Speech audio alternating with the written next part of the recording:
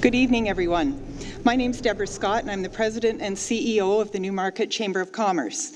And it's my pleasure to welcome you all to the debate for the Federal Member of Parliament in Newmarket-Aurora. The Newmarket Chamber of Commerce represents over 880 local businesses and not-for-profit associations in Newmarket and the surrounding area. The Chamber is engaged with the community through a number of strategic programs, such as the Awesome Foundation Newmarket, where each month a $1,000 grant is awarded to an idea that will make a difference for Newmarket youth. Smart Commute Central York is another Newmarket Chamber of Commerce program in partnership with Metrolinx, the Regional Municipality of York, and the Town of Newmarket. We encourage people to try out smart travel options such as walking, cycling, transit, and carpooling, and our goal is to ease gridlock while helping you save time and money. The transportation problems we face are big, and infrastructure alone won't fix it. We're all in this together. Our small individual actions can collectively amount to huge improvements for everyone. Change what you can and encourage others to do the same. We want to ensure all of the candidates at the Chamber is strictly nonpartisan. Our members represent a broad range of opinions and attitudes, and we welcome that diversity. Our objective for this evening is to provide our members and the public an opportunity to hear comments directly from the candidates on issues that directly affect the business community and the residents. I would also like to thank Moss Productions, one of our Chamber members, who is filming the debate this evening. It will be available on our website this week. The moderator will strictly enforce the rules and has been charged with ensuring that everyone's behaviour and the tone of the debate reflects positively on the Newmarket Chamber and the candidates. This evening, as I mentioned, we will be filming the debate. We want to thank the candidates for stepping forward to represent our community. Our moderator this evening is Bill Hogg. Bill is a leadership consultant that works with clients across the globe looking to create higher performing work environments. And in this capacity, he has moderated a wide range of panels. He is a member of both the Aurora and Newmarket Chambers of Commerce. And I'd like to thank the Aurora Chamber of Commerce, Judy's here today, for also advertising out the debate for us. He served 2 terms as an elected councillor in the town of Aurora and has moderated all candidate debates for Rogers TV York for all ridings in York Region. For the municipal elections in 2010 and 14, the provincial elections in 2011 and 14, and the federal election in 2011. And I'd now like to turn the evening over to Bill. Thank you, Deborah, and welcome to the debate for Federal Member of Parliament for Newmarket-Aurora. I'm honoured to be your moderator for this evening. It's my role to stand in your place and ask the questions that you want answered, to be in a fair and an impartial manner. My goal is to try and get the candidates to provide a straightforward answer, sometimes a difficult task for politicians. So I've asked the candidates to keep their comments focused on answers versus telling us a story or repeating how bad the issue is. We know it's an issue. That's why we've asked the question. What we are looking for is answers, and we hope to get some tonight. So I've told them if they start down that route, I will cut in and ask them to provide an answer or tender the floor to another candidate with an answer to share. Before I introduce our candidates, let me first explain today's format, all of which has been explained to the candidates in advance. The seating and speaking order were determined by random draw. Each candidate will have 2 minutes to introduce themselves. We also have a number of short answer questions. For each of these timed questions, a warning light will activate when the candidate has 15 seconds left, and a bell will ring when the time is ending. And I will politely but firmly close any further comments at that time. During some segments, we will have an open debate to allow candidates to interact directly with each other, hopefully providing more of an opportunity for discussion, debate, and rebuttal. The purpose of this portion is to allow for a free exchange of ideas and opinions, while at the same time remaining respectful to each other. Each question or topic has been allocated a time segment. Our timekeeper will keep us on track, and I will close off debate at the appropriate time. I will introduce each topic and invite one candidate to provide perspective for 30 seconds, and then the balance of candidates will have the opportunity to join in. Now, candidates are encouraged to interact with each other. However, when more than one person is speaking, then no one is heard. So I will try to maintain some order if it becomes a little unruly, although with this group I haven't seen too much unruliness thus far, so maybe we'll be okay. I will also close off the debate if I find the answers are becoming repetitive and they're just cycling back and repeating the same old, and that will allow us to move on to another question so that we can continue to get new information.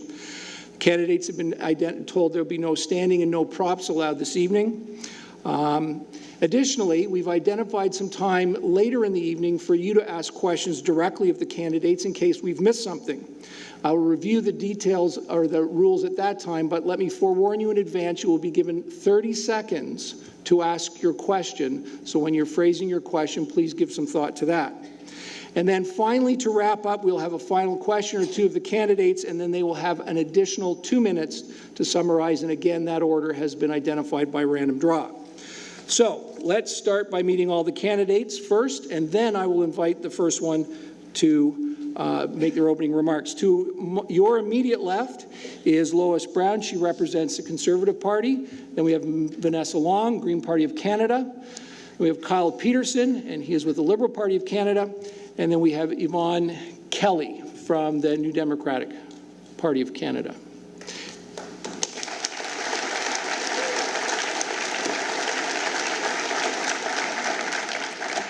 So, by random draw, the first to make opening remarks is Vanessa. Thank you to the Chamber and to each of you in the audience for having me here tonight. It's an honor. Leadership is not doing what is convenient or comfortable, but what is right. Tonight there is a voice missing in this debate because of a policy passed by the Chamber Board, one that ensures that no independent or small party candidate will ever be heard at these provincial or federal debates again. And that's not right. It's anti-democratic, and we either value democracy or we don't. We shouldn't tolerate it, but we do because it's political to do so. It's political to take the easy route and bow to pressure. Tonight, I wanted to tell you about the Green Party's plan to eradicate poverty and bring more affordable housing to York Region. I wanted to tell you about our national senior strategy and our plan for youth employment. I believe in a democratic Canada, a Canada that is strong and free, a Canada that protects those who are oppressed and those who need help.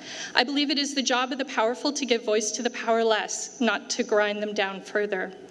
If you're looking for leadership, please don't look to the politicians who run for whipped parties and who say they care about democracy, but then cave on it at the first bit of pressure. You can count on my voice. The politicians, not so much. That's the difference between a real leader and a pretender. It isn't comfortable or convenient, but if I don't follow my values when it matters, then I'm not a leader I'd want to follow. So I have to apologize to everyone, especially the people who love me who came out tonight, who came here hoping to hear a democratic debate. It isn't going to happen, and the Chamber has ensured that it can't. As of now, I am withdrawing from this debate and heading over to the debate at 707 Shrigley Street. If you care about democracy, I invite you, especially the other candidates, Kyle and Yvonne, and the media, to stand up for our democracy and to join me. Yeah, to actually stand up and make a choice. Thank you, and good night.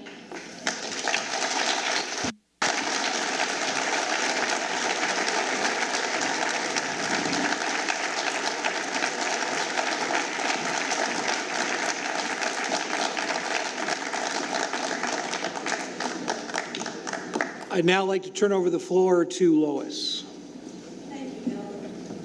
Thank you to the Chamber for hosting tonight's debate, and I would also like to thank the residents of Newmarket-Aurora who have put their trust in me to represent them in Ottawa. It has been an incredible privilege. This election is a clear choice of which government is best to manage and protect the fragile Canadian economy in the face of global economic turmoil. Our Conservative record stands for itself. After facing the worst recession since the Great Depression, our government has a strong record of economic and fiscal management, balanced budgets, lower taxes, and historic transfers to the provinces. I am proud of the work that I have done on behalf of the residents of Newmarket-Aurora. I've been accessible to my constituents, and I have resolved thousands of files. I have advocated for investments in infrastructure like the Riverwalk Commons and the new GO parking bridge in Garage, and I've advocated for the reinstatement of benefits for our allied veterans and the recognition of services for the cadets of Valcartier. And I was instrumental in seeing the inclusion in our platform for assistance for single seniors. I am proud as well of my work in international development, representing Canada in global fora in our efforts to save the lives of mums and babies. I am asking the voters of Newmarket-Aurora to give me their trust once again on October the 19th, to continue to be their strong voice in Ottawa. Thank you.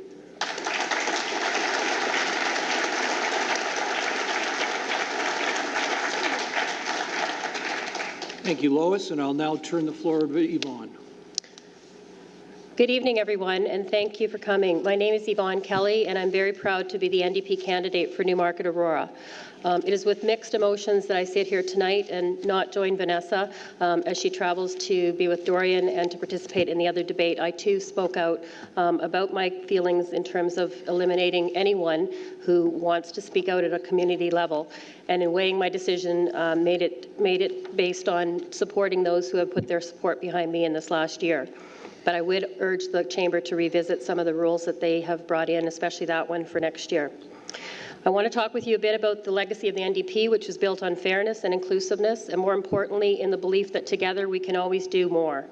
It was these values that informed the NDP and Tommy Douglas as he brought in universal health care, and it was these values that also enabled the party to stand up to the enormous pushback and resistance that they've faced over health care by both the Conservative and the Liberal parties in the last 60 years. This legacy continues to shape our policies. As you're aware, we are experiencing unprecedented growth towards income inequality in this country. In a time period where most of our wages have stagnated, corporate CEOs have seen their wages multiply 200 times over. Our Liberal and Conservative colleagues would have us simply accept that, but as a New Democrat, I cannot accept that as a foregone conclusion.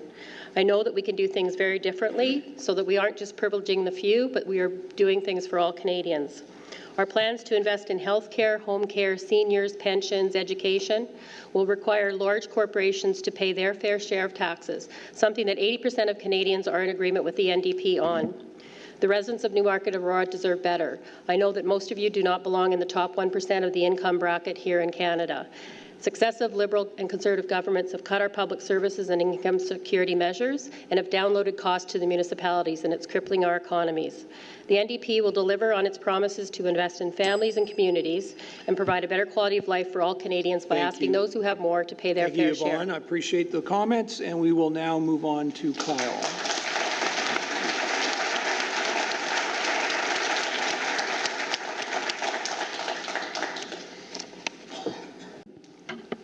Thank you, Bill, and thank you to the Newmarket Chamber of Commerce, my fellow candidates.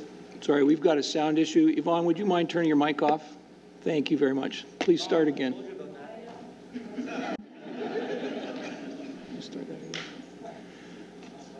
Well, you better turn yours on now.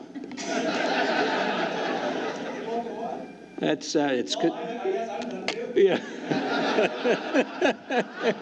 Don't stand up. It's against the rules. Well, just slide across.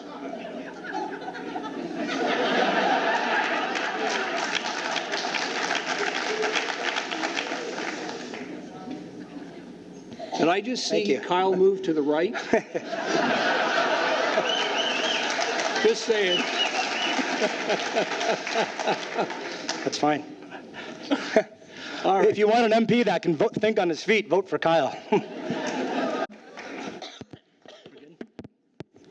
Ready? All right, should we make it official and let you go start? Perfect. Okay. Thank you, Bill. And thank you to the Newmarket Chamber of Commerce, my fellow candidates, and to all of you for coming out tonight. So, who is Kyle Peterson? Well, I'm a proud husband, father, soccer coach, volunteer, and lawyer. Sorry about that last one. I joined the Liberal Party because I wanted to fight for social justice, and 25 years later, some of those challenges still remain. The Liberal Party has 3 priorities: to create jobs, including jobs for youth, to grow the middle class, and to help those hardworking Canadians join the middle class. Climate change, threats to our water and land, rapidly growing cities and their congestion. These are the barriers to getting goods to market that adds to the cost of doing business, and confirm that our underinvestment in infrastructure is undermining our prosperity and our quality of life. Real change means a Liberal government that will create jobs with the most significant infrastructure investment in Canadian history. But that's just one way we will get our country back on track. A Trudeau-led Liberal government will create 40,000 youth jobs each year for the next 3 years through a new annual investment of $300 million into the youth employment strategy, a strategy that will build a stronger Canada by investing in our country's foundation, its youth. And real change means we're going to give a tax break to middle-class Canadians by asking the wealthiest 1% to give a little more. Combined with our Canada Child Benefit, hundreds of thousands of this country's children will be lifted out of poverty. A Liberal government is committed to a strong economy while taking serious steps to counter climate change. We are also committed to treating our veterans, our Indigenous Canadians, and our seniors with dignity and respect. Thank you very much, Kyle. Thank you. Appreciate your comments.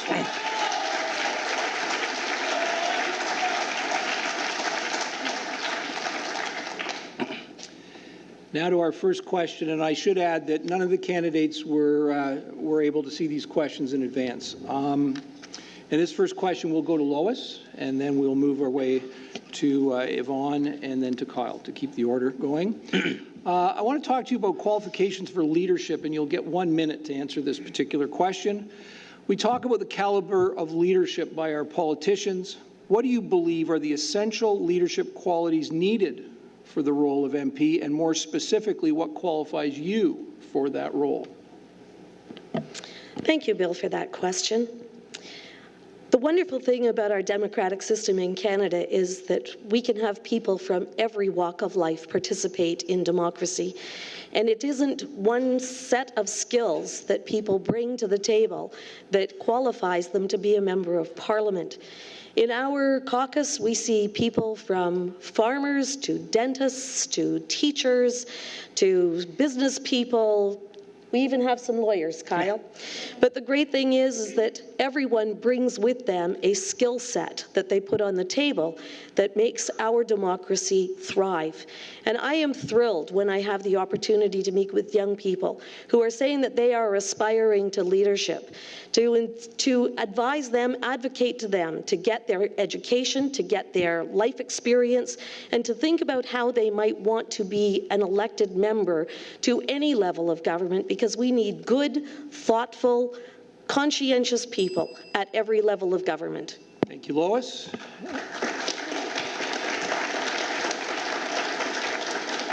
Yvonne, you're up.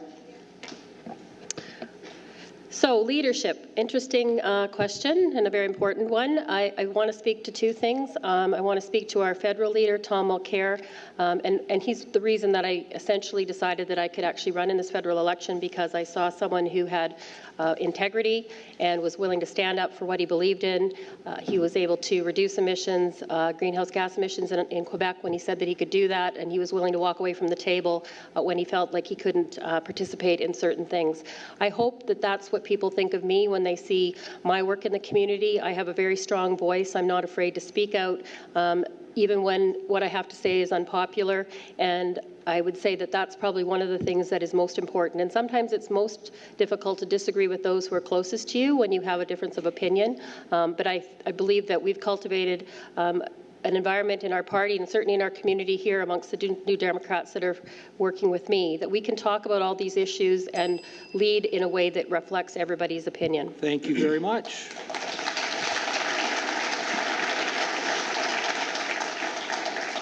And Kyle, your thoughts. Yvonne, Could you hit your mic? Thanks. Thanks, Bill. And I think the first part of your question was what sort of traits do you feel are associated with leadership? And I think perhaps the number one trait or characteristic of leadership is empathy. And that's the ability to put yourself in the other person's shoes that you're either dealing with as an adversary or as a colleague or as a co-worker. So I think that's a very important trait to have. And I like to think that I need have that, but I like to work on it as well. And with that comes listening and the ability to work with others. And not always thinking that you're right and it's your way or the highway, but the ability to compromise, take into consideration other people's points of views and perspectives, and work together to come to what you think the best conclusion to whatever problem might be arising at that time. So these can all be derived from different experiences. I have some experience in business. I have a lot of experience in the community. I work with big and large businesses all the time through my professional work, and I'm involved in the community with the United Way, Aurora Newmarket Family Health Team. And these types of experience, I think, have helped me to hone these skills that I think are important for leadership.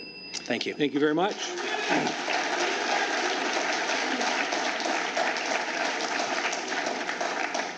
Now, our next question will be the first opportunity for debate. I'm going to turn it over to Yvonne first, just to keep in order. And, when we start talking about job creation, in August 2015, Canada's unemployment rate sat at 7%. Our economy, specifically job creation and job loss, is a topic at the forefront of most voters' minds. However, governments often take a little too much credit when the economy is good, and unfortunately a little too much blame when the economy is bad for job creation, given the impact of the global economy on Canada. So here are the specific areas I'd love for you to touch on. One, how much impact can your party truly have on job creation? What is your party's platform, of course, on job creation? And I'd be interested in knowing, how do you actually create jobs? Like, how do you make these jobs happen, and how will you support our community here in Newmarket-Aurora in terms of trying to generate job growth? Thank you, Bill. Our party's position on job growth is really to focus on local small businesses, and the reason that we feel that this is the way to go is because local businesses do employ and drive the engine of the economy, and will employ and hire people and provide good jobs. So we intend to grow jobs in that sector by actually reducing small business taxes. We have a lot more belief and trust that this will happen when we invest in local economies than when we promise large corporations tax cuts based on the fact that they intend to reinvest in the country, which we know often doesn't happen. So our platform is very much to invest in innovation, in small businesses. And I think that we can have an impact. We have to choose where we're going to have that impact. And I think we also have to stand up for the things that we believe are important, which is full-time, good-paying jobs with benefits, the kind of jobs that people need to be able to live. And the way that I would look at creating jobs in Newmarket-Aurora... Sorry, I'm just going to interrupt for one moment. I want to make sure that I was clear that this is an open discussion. So I'll turn it back over to Yvonne to continue, but folks, you can jump in as you see fit as the debate. We're going to leave. We still get the time. I thought you told us to be polite. Going here.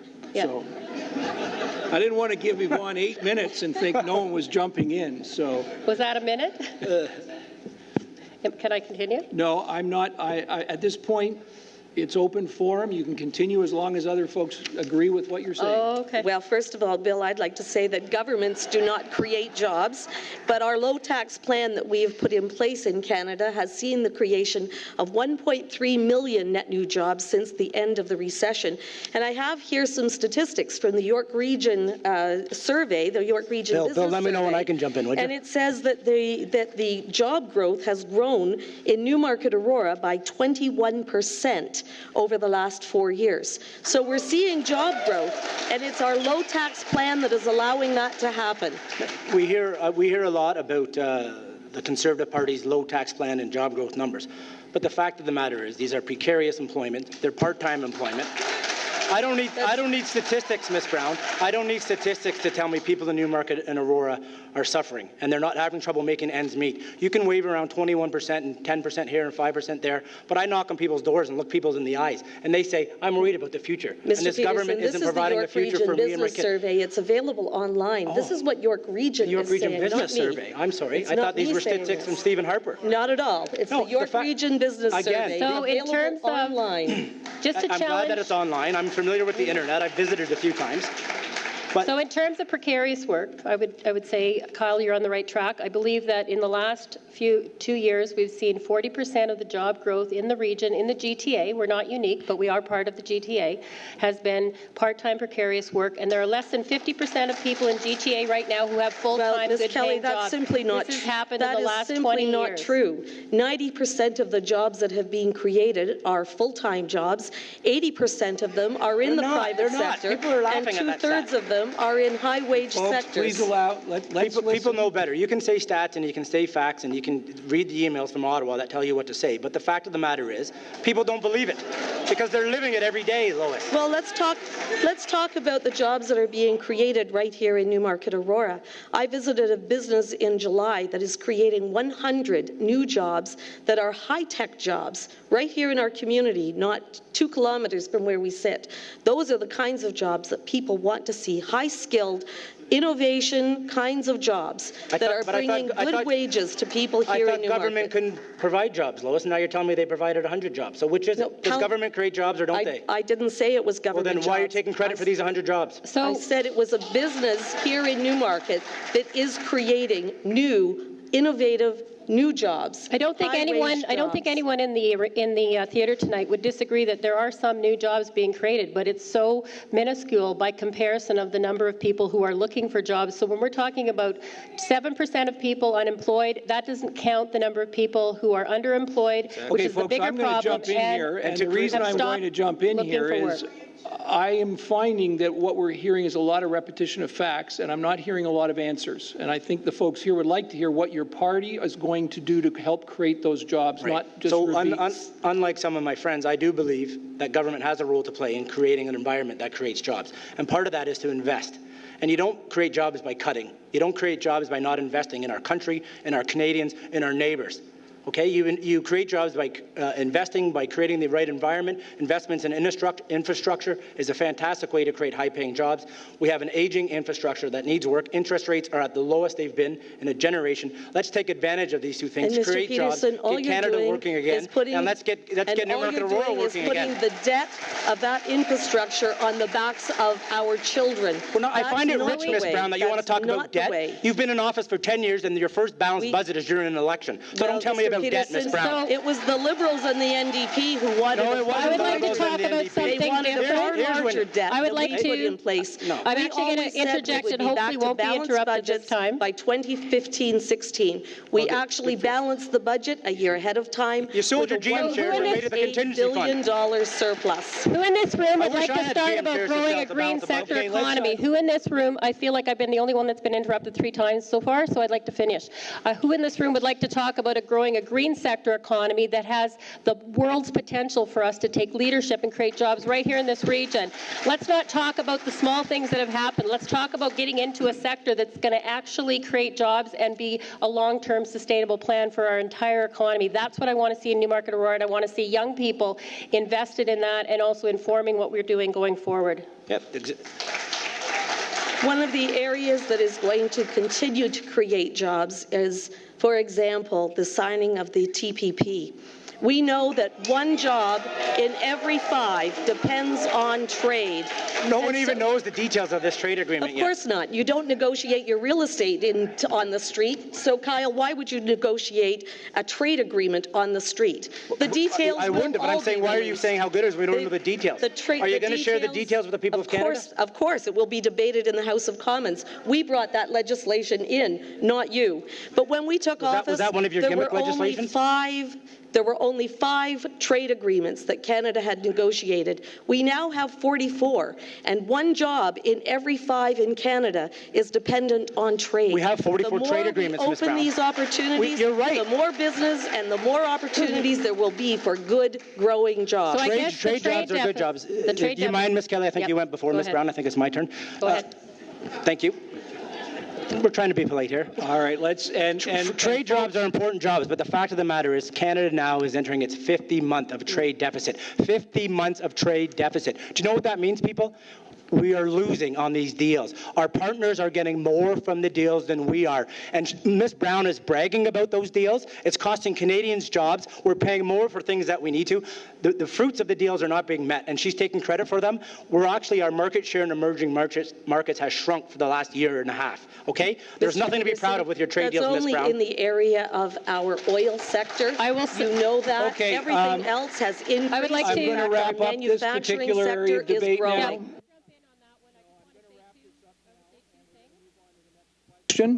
And sorry, I'm going to wrap up, and then we're going to move on to the next question. This has been great. Thank you very much. I think you've got some fans out there. So, first of all, just before we move on to the next question, folks, applause fabulous. Yelling out the comments means your neighbor can't hear what the candidates are here to hear, so let's be mindful of that.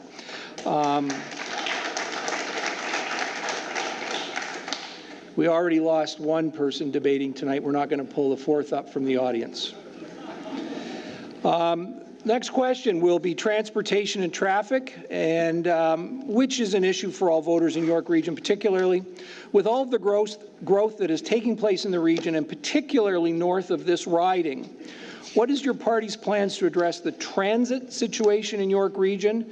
And given that transit is not the only solution to all of our congestion needs, what are you proposing to help the traffic situation so that people and goods can get in and out of the region more easily? And I believe that we're going to give the first 30 seconds uninterrupted to Kyle, and then it's free for all, I guess.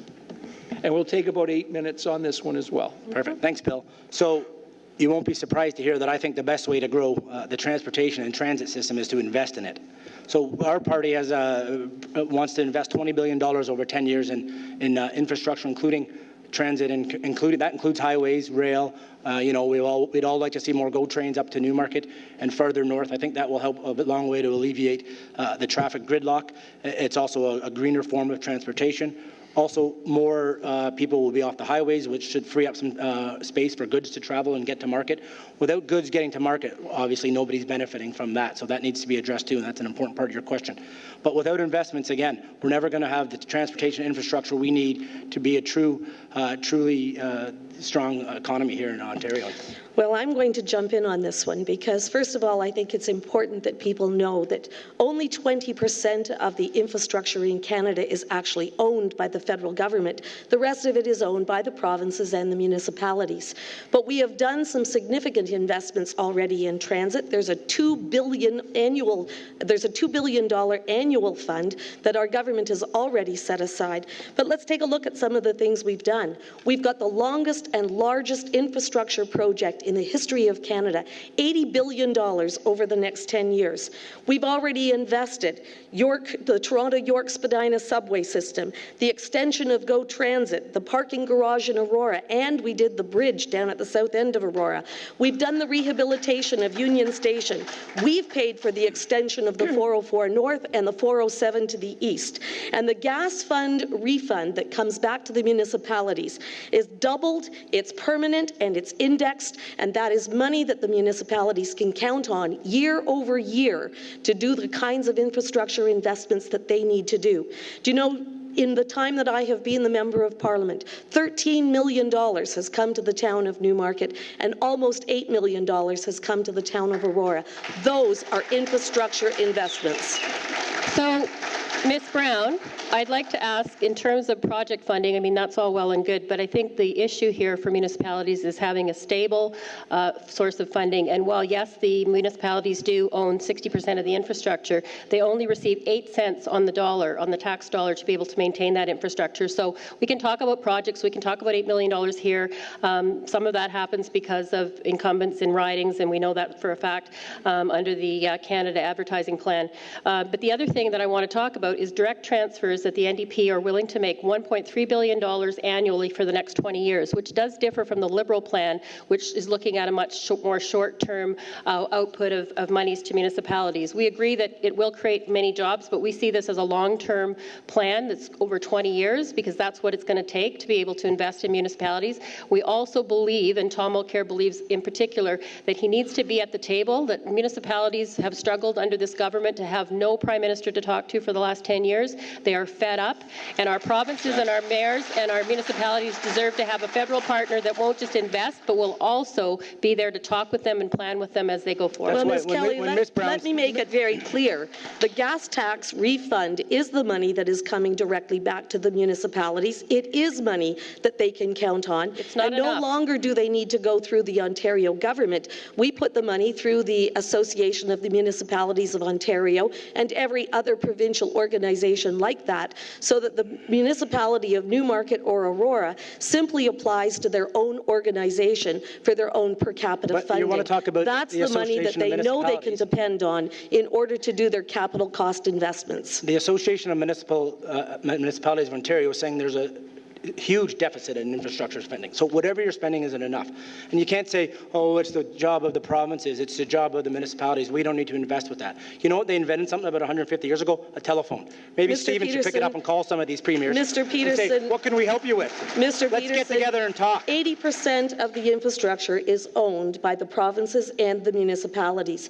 It is up to those organizations to determine their own priority projects. Right, so why doesn't your government will partner. communicate with them to find out what they are? Let's take a Let's look at the list. Okay, take your list. Let's get it out. Why don't we just hand this out to everybody? You don't have to Let's keep take a reading look. it. Let's What do take you a look see at as the role of the federal infrastructure government? investments. We've What do you heard see it. as Newmarket She brags about a $2 billion infrastructure Aurora fund, and Newmarket got $20 million, and that's an accomplishment? Newmarket Public Library Collaborative, the Aurora Go Bridge, the Newmarket Old Town Hall, Aurora's recreational infrastructure, the Tom Taylor Place Housing Complex, Aurora How is this Municipal related to Building transit? refits. Yeah, This let's bring is it back all to transit, please. infrastructure money that has come into the town based on their priority projects. If they do not determine what their priority projects are that you say meet the transit, then it is up to the municipality to determine what their priority projects are. why are the that the province municipalities- will then partner with them on. So why are the municipalities across Canada so frustrated because they want to be able to have a dialogue with the Prime Minister, with the federal government, to be able to sort some of this out? Is it not reasonable for them to want to have some federal leadership? Well, the Prime Let me, Minister okay, has thank had you. over six... I'm going to wrap that part up, but I do have a follow-up, and I'm interested in the fact that, we've talked with the municipalities, the province, and the feds, and the reality is the last time I checked, I only had one wallet. So I tax out, and I still have needs. And I don't know about folks in this audience, but I've driven down the 404 recently, and it is a parking lot. So my question is, and it's a follow-up question, I'm going to give you each 1 minute, so I'm going to go through you each at a time. There'll be no debate. I'd like you to start the question, your answer with either yes or no, and then explain. And the question is, does your party have a specific plan to deal with the congestion caused by the bottleneck at the base of the 404 and the 401? Yes or no? And I believe we started with Kyle this time, so we're going to now move over to Lois. I think, Lois, it's your turn to go first. Well, thanks, Bill, and I would say no to that because it is a provincial decision. However, what we have done is we have extended the money for the 404 extension, and the province of Ontario has identified that they need to widen the 404 with another lane, and so the federal government has come forward with matching funds for the province of Ontario to build another lane from the 401. It is coming as far north as the Whitchurch-Stouffville turnoff as its first tranche. There may be more after that, but right now this is a priority project for the province of Ontario. They are the ones who have identified it, and we will come to the table with money.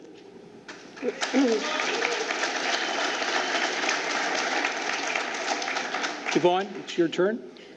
My answer is yes, because I think what we're talking about is creating alternatives for people. And if we're going to talk about easing a bottleneck and congestion on our highways, we have to talk about how we're going to address that problem in the long term. And that's where a better transit plan comes into place. That's where working with municipalities to be able to identify how we can improve that transit and make it more accessible to all people who need to take it. That will be the only thing that will reduce the congestion on our highways.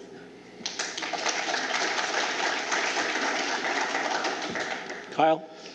Yes, presuming that it's a priority of the Ontario government, as I said, we're going to work with the provinces and municipalities to make sure we fund their priorities and work together to get what needs to be done for them. Now, you mentioned that there's only one taxpayer, and I couldn't agree more.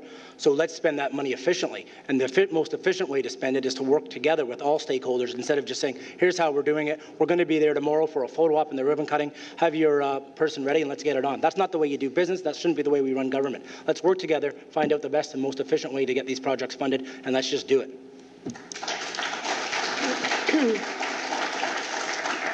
Okay. I'm not sure I actually got an answer to that question. Did anybody else feel that?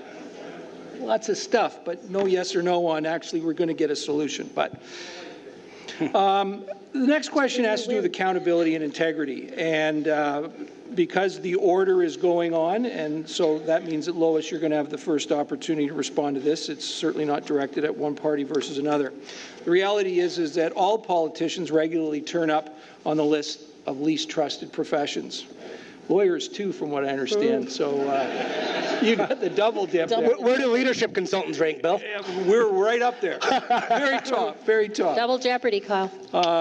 Anyway, I only say that because you opened that door I had to walk through. But voters are regularly faced with political scandals at various levels of government. Given the recent and historical scandals by various party governments, why should voters trust your party and you specifically? 1 minute, and we'll start with you, Lois. Well, thank you very much, and I thank you for the question because it is incredibly important. It's the reason why our government in 2006 brought in the Accountability Act, because as a result of the Gomery, we saw $40 million that's been identified that the Liberals have never, ever paid back. But it is absolutely important that we have accountability and transparency in our government. We took the contributions of unions and corporations out of our political system, and only people can make donations, and the maximum they can donate is $1,500 a year. You can't buy my vote for $1,500. But I can also tell you I thought a chief of staff can donate $90,000, I think. As a leader, I have always had proactive disclosure of my expenses linked to my website because I believe that my constituents deserve the opportunity to see how I am spending their money. Thank you. Yvonne, you have a minute to answer that question. Okay, so we've had 147 years of Liberal and Conservative governments. We've had 20 years where we had one government voted out because of a sponsorship scandal, and we've had another government that came in on the coattails of that and we know what we've been through in the last summer. So I guess what I could easily say to you is you could give us a chance because we haven't had 147 and specifically 20 years of scandalous outrage and unaccountability. However, I don't think that's good enough. I think that I can say very strongly as being a new Democrat for the better part of my life that we have actually ran governments in the provinces that have been very forthright about their expenses, very forthright about their practices. And I think one thing that Tom Mulcair has said that he will do is he will reinstate the parliamentary budget officer, which the Conservatives brought in to their credit, but then decided to take away once he disagreed with their policies. So we promise to bring back that role and to have oversight on parliamentary budgets that would not happen otherwise. Thank you very much. And now to you, Kyle. Well, I always do find it somewhat entertaining when Conservatives bring up that they brought into force the 2006 Accountability Act. I mean, that's a piece of gimmick legislation that was meant to get headlines. They certainly haven't followed it since then. Every election since 2006, the Conservatives have been criminally charged. 2006, 2008, 2011. Those are the facts. And Ms. Brown wants to talk about Gomery and things that happened when I was in university. Well, I don't think Gomery's a good thing, but I had nothing to do with it. I'm sorry. But Mike Duffy's a bad thing, and you had something to do with it. He came here and raised $6,000 for your riding association. Shame.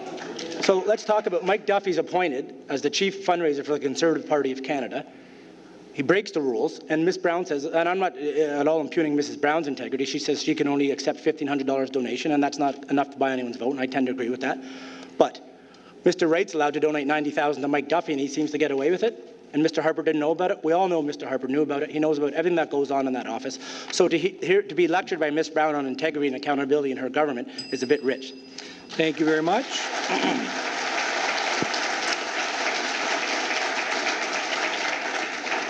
So here's a little snapper of a question for you. I'm looking for a yes or no answer with virtually no explanation. Okay. Can you explain virtually? 10 seconds is virtually.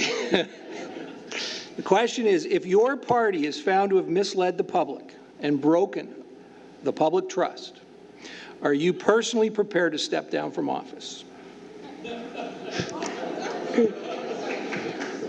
And we'll continue in our order, so we'll go Lois, Yvonne, and Kyle. No, I'm hired by the people of Newmarket-Aurora.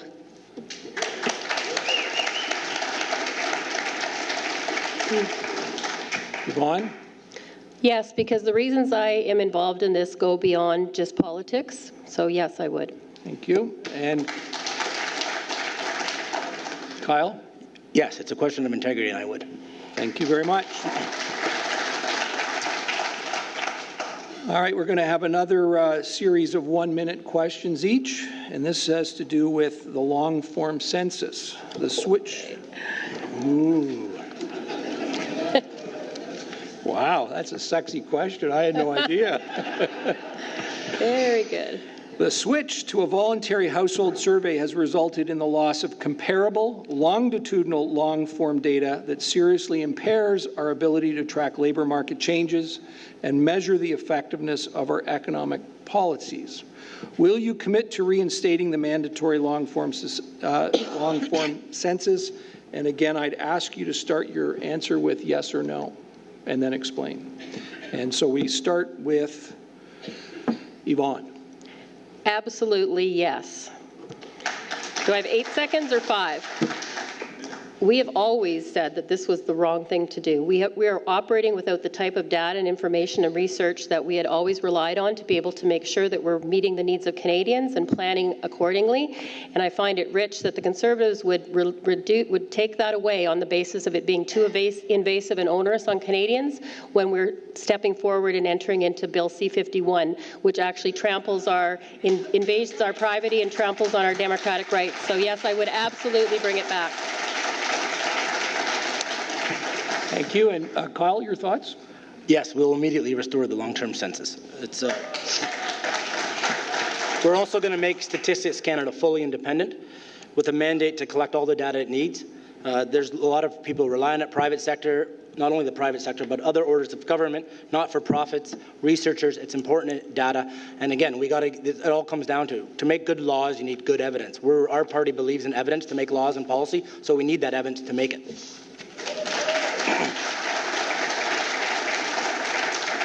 Thank you. And Lois, your thoughts? Thank you, and my answer is no. There are many, many countries who have already disposed of this kind of data collection because the data is available in so many other ways. No, Do you know that if you walk through the Bay, they can track you for your spending habits, and they know more about you than the census ever will. But no, we believe that there are many other ways to collect the data. Thank you. Can we add to that? No. No. Your 1 minute is up. I apologize for I that. thought it was rebuttal time. However, since you asked, this time we're going to have a little debate. Okay. This is going to be to do with infrastructure. We've heard that word come up. So while I read the question, you can look for your notes. There have been lots of comments about infrastructure here tonight as well as out on the campaign trail. What specific plans are there here in York Region, and how will your party support the development and funding, emphasis on the word funding, of essential infrastructure here in Southern Ontario? And Kyle, you get the floor to start on this one, and let me just remind everybody, 30 seconds in, feel free to step in, and we'd like to see some rebuttal and some discussion. Lois, or Kyle, sorry. Well, thanks for that question. And I've already spoken a little bit about infrastructure, so everyone here should know my party's commitment to that investment. We're going to invest here locally in public transit. As I said, $20 billion over 10 years to get the region moving. It's a roadblock right now to prosperity in this region. We got to get rid of that roadblock. And we're the only party that's going to make the investments, which will create jobs and growth. and grow our economy further. So unless we're investing, that's not going to happen. And we're going to work, as I mentioned before, too, with the municipalities, with the provinces, to fund the priorities of those jurisdictions, to make sure that the money we're spending is used efficiently and getting the goals we need reached. So this is when we can just jump in, right? Just jump right in. Well, so I guess, Mr. Peterson, the question is, why have you not supported our infrastructure investment that we've already done? The longest and largest infrastructure program in the history of Canada, $80 billion to be spent over the next 10 years. We've just invested $3.2 billion in critical infrastructure transit projects in the GTA, the Toronto-York-Spadina subway system. I heard about there was a GO bridge in Aurora, too. Yeah. I've heard The York Region Viva Rapid Transit the parking lot at the garage, too, in Aurora. And That's Absolutely. That is helping people in this area access the GO trains. That's a good investment. Why wouldn't you support that? Well, I don't sit in the House of Commons, and I don't have a chance to support it. 404 extension, the 407 extension, there are many more. And they're all good investments. I'm just saying more needs to be done, and it needs to be done more efficiently. Support what we're already doing. So the $3 billion is good, but we're in a $172 billion deficit when it comes to infrastructure and crumbling infrastructure. And what the NDP, how we differ on this, is that we want to enable municipalities to have long-term, stable, consistent funding, not project by project, so that they can plan with the provinces and they can plan with the federal government. And we're going to direct invest in municipalities by $1.5 billion every year, which will also grow the economy. We will create jobs with this money, but more importantly, we're going to undo what has happened, which is a steadily eroding set of infrastructure. So we can't do this on a project-by-project basis. Municipalities need to plan. They need to know that they can count on their federal government to be a partner. That's exactly what the gas tax fund is all about. It's not enough. $2 billion a year is what's going into that. So why do we have an infrastructure that's crumbling? Why? Why is there a deficit Because our infrastructure? municipalities and provinces have not continued to invest. They own 80% of that infrastructure. They own 80% of the cost, too. That's the problem. And you've downloaded almost... I'd just like to get some clarity here. So I hear that 80% is not owned by the feds.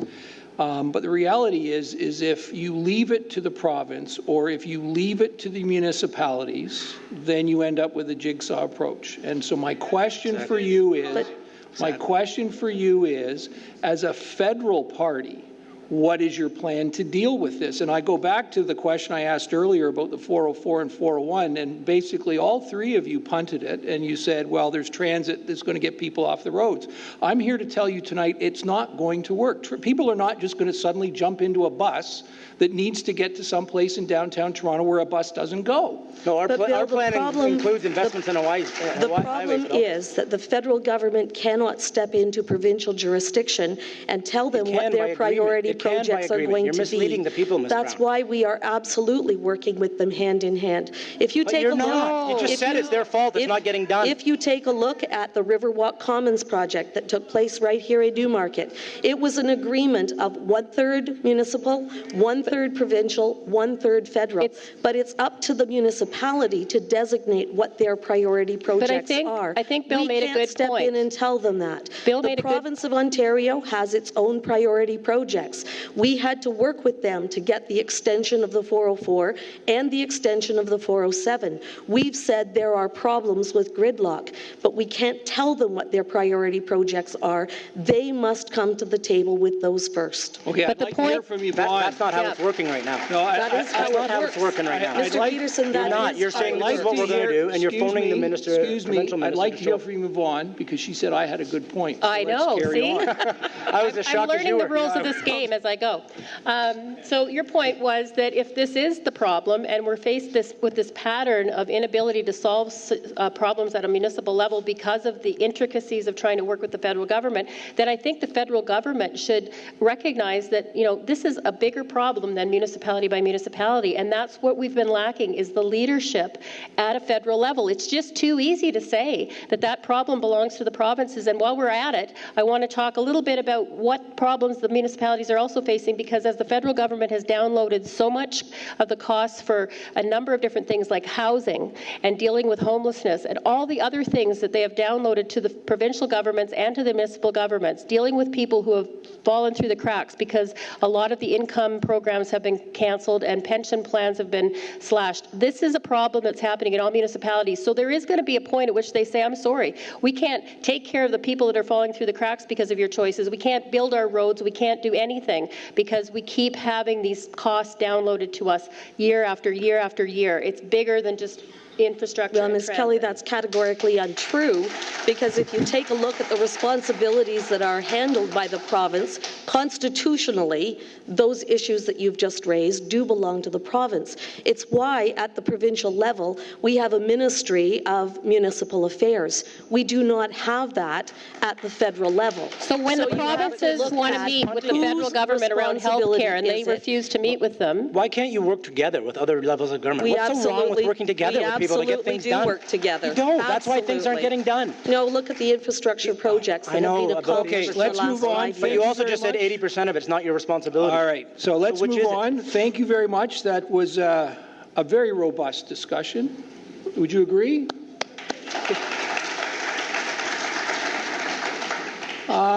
According to the Association of Municipalities of Ontario, Ontario has an infrastructure gap of approximately $60 billion. In the current employment insurance program, Ontario's employees are subsidizing industries and workers in other provinces by over $20 billion between 2000 and 2011. In the Federal Economic Development Agency for Southern Ontario's budget was 17.81 per capita against 37.16.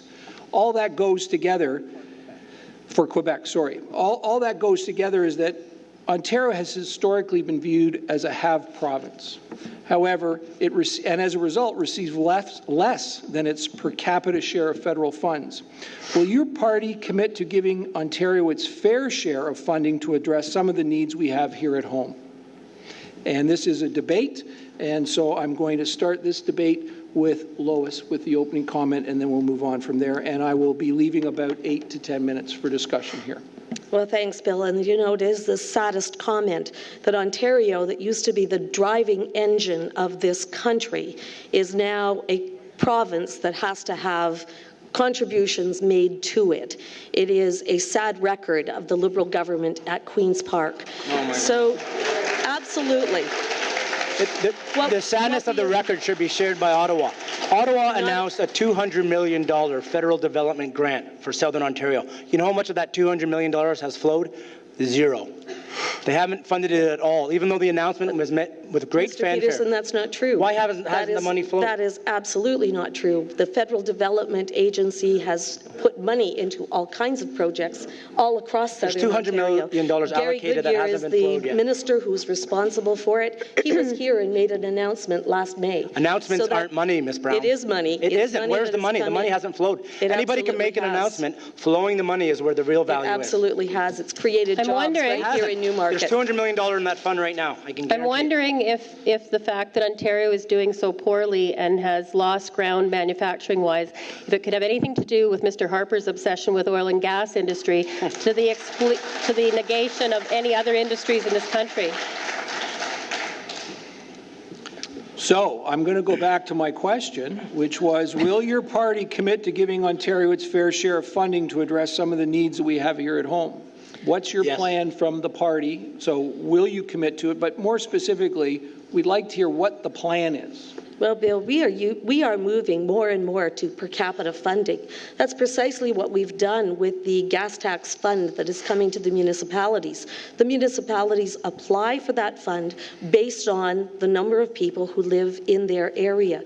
So a per capita funding is a very fair, measured opportunity for the provinces, and I will ensure that we get that message back. I think your question was 3 parts. Had to do with infrastructure spending in Ontario, EI, I think. It was less specific to the elements and more specific to the fact that how are we going to move from a situation where there are a number of areas where we're not getting our fair share. Right, I agree. So it's really about the fair share versus any of those specific So I agree elements. with your premise, and I absolutely will fight to make sure not only Ontario gets its fair share, but Newmarket-Aurora gets its fair share of the federal funding that's going out. And no, we need to fight for that because it's not happening by default. So yes is the answer. Is that specific enough? I would say yes, and I don't believe it's a new thing. I think we've always needed to make sure that provinces that are struggling get the help they need. I come from the West, so I know about provinces that were struggling 20, 30 years ago. I think we need to invest in manufacturing. The NDP has a plan to do that. I think the other question is about EI. And we've gone in the last 20, 30 years under Liberal and Conservative governments from providing people who've paid into unemployment insurance and employment insurance from 80% of the people that qualify for it to being able to receive it, to less than 40% of the people who qualify it being able to receive it. So when you're talking about a large population like Ontario, with people who've paid into an employment insurance program, who have lost their jobs or lost their foothold in the economy through no fault of their own, who can't even get a chance to transition to another job if there is one, because their EI has been cut or the criteria has become almost impossible to meet, that's a huge issue, and I think federally we need to take a look at that and change it.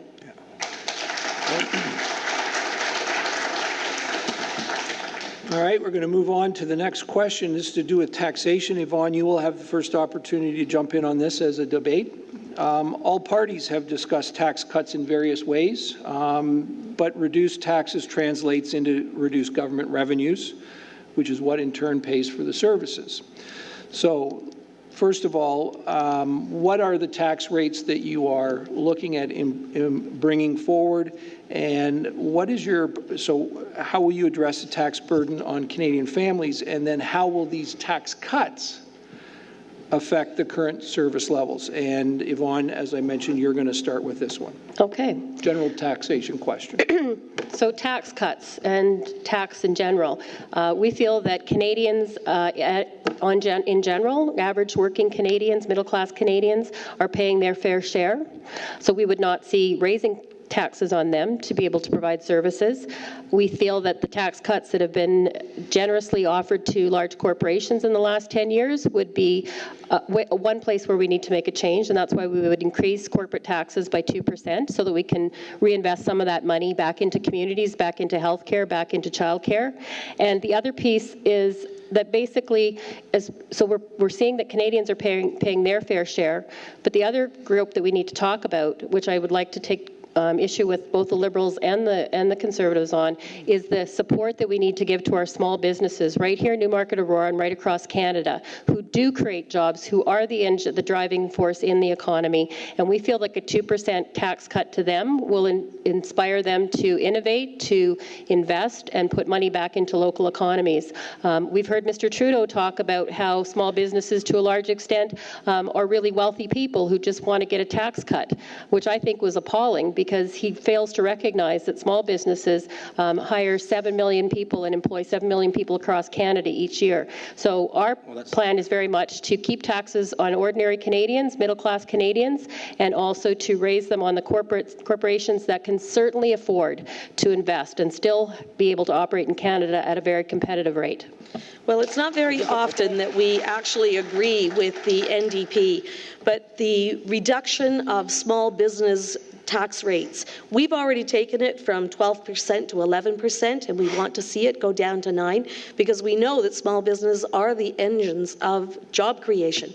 But I'd just like to talk about the increase in corporate taxes. For everyone who has pensions that they depend on, or mutual funds that they depend on, or dividend income that they depend on, every time you raise corporate taxes, those taxes have to be paid before the shareholders, who are all of those owners of mutual funds and pensions and dividends, are going to get paid. So it's direct money out of the pockets of the ordinary Canadian. Well, I'm going to No, it isn't. I'm going to continue the trend here. It's not often that Ms. Brown and I agree, but I also agree that the corporate tax rate does not need to be changed. I think the corporation tax level is just where it's at to be competitive in an international market and a global economy. But I do think the way to pay for our tax cuts, and we're going to cut the middle class tax rate by 7%, is to make the 1% pay a little bit more. And we're also going to get rid of income splitting on income. Not on seniors' pensions. The senior pension will stay. You're allowed to split your pensions, but income splitting, which Mr. Flaherty, of course, the late Mr. Flaherty, was vehemently opposed to and denied it being passed when he was the finance minister. But it's not good policy. It's not good public policy, and it takes too much money out of the general revenue that can be used for general tax cuts. We're also going to stop sending checks child benefit checks to millionaires, like both the Ms. Brown and Ms. Kelly parties want to continue doing, and make sure that child benefit is geared towards the families that need it the most to help them with the expensive task of raising their children.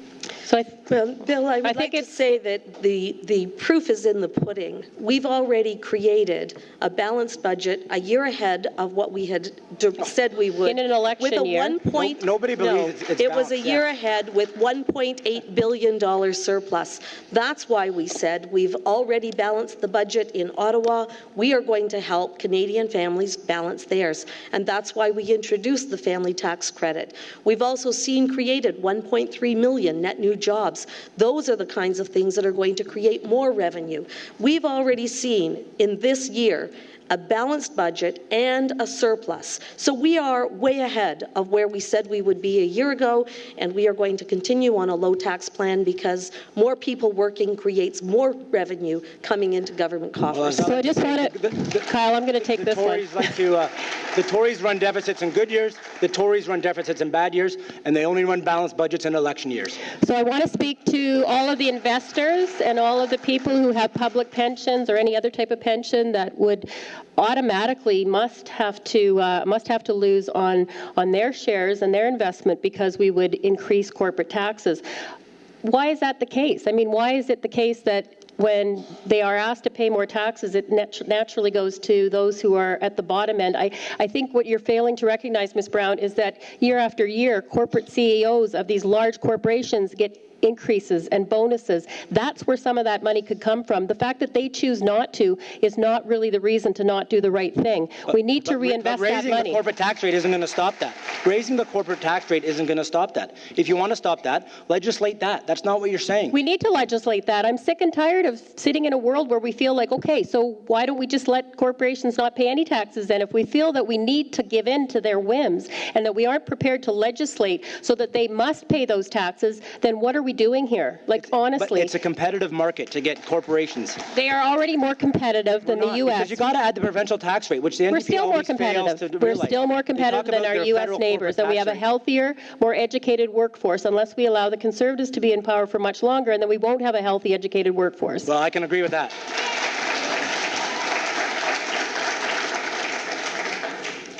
Okay. We're done that question. Let's talk a little bit more about the area. A number of people brought up the concept of balanced budgets and whether it was made good sense to have a balanced budget and whether we should run a deficit. So let's open the floor up on that. And I think, Kyle, you'll have the opportunity to work on this one. What plan does your party propose to get back to a balanced budget, to run a deficit? You know, let's hear your party plans on that. Thanks, Bill. So as everybody will know, that we plan to run small deficits for the next 3 years to fund our infrastructure investment, the largest infrastructure investment in Canadian history, which will, as you know, create jobs and create the infrastructure that we need. Our infrastructure is aging, interest rates are at historic lows, and people need jobs and high-paying jobs and hope for the future, and this is a good way of combining all that. Every economist agrees the time to invest is when interest rates are low. Even Ms. Brown's party had a substantial infrastructure investment during the 2007-2008 recession. That's how you do it. That's great economic policy.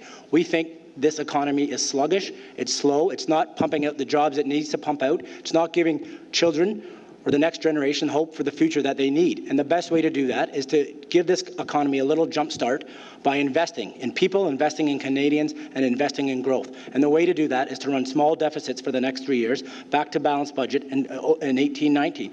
And our party, as you know, for 8 years from 96 to 2004, balanced 8 budgets in a row and left a $13 billion surplus for Mr. Harper when he came out in 2006. So he hasn't balanced the budget until this year because of the election. Well, let's take a look at that, Mr. Peterson. Let's take a look at that. The Liberals actually balanced the budget by taking $25 billion out of our healthcare system. So don't talk about balanced budgets in Ottawa. You've taken $15 billion out over the last 2 years. Let's talk about what the Conservatives have done. When we took office in 2006, the first thing we did was pay $38 billion off our national debt. That left us in a place where when we went into the recession, we had some room to wiggle. We agreed with all of our partners, all of the 48 countries, that we were going to go into stimulus funding. It was a global recession beyond our control. And so we did go into stimulus funding, but we always said that our plan was to be back to balanced budget by 2015-16. So why is we it balanced the budget a year ahead of time with a $1.8 billion surplus, and this year we are already ahead with a $5.8 billion surplus. The manufacturing stats, according to Stats Canada, the report was on September the 2nd, said that manufacturing sales are at an all-time high.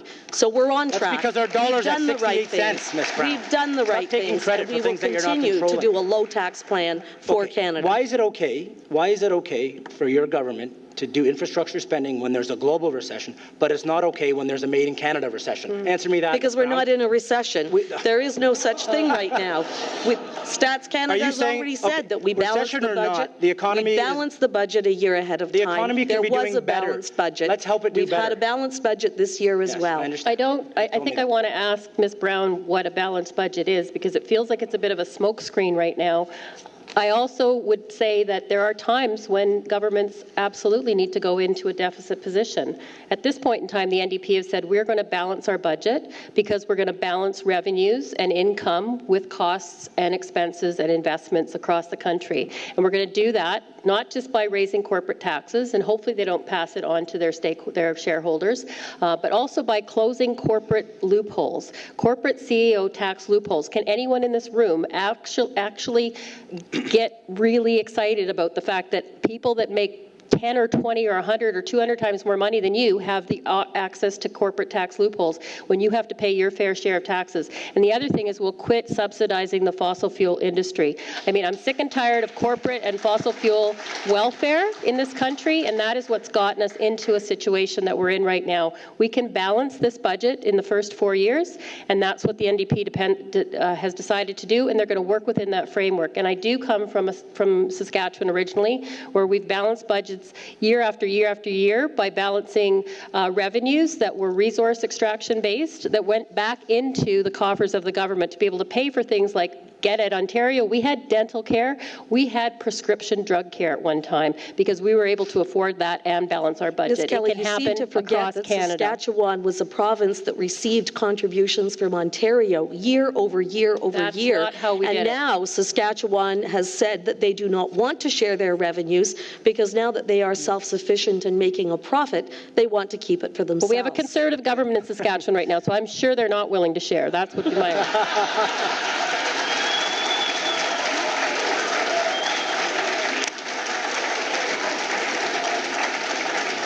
He may be getting his leadership bid ready for the federal party. All right, thank you very much, folks. I'm going to have one more question before we open the floor. So for you folks that are thinking about your questions, write them out. Remember, you're going to get 30 seconds and no speech.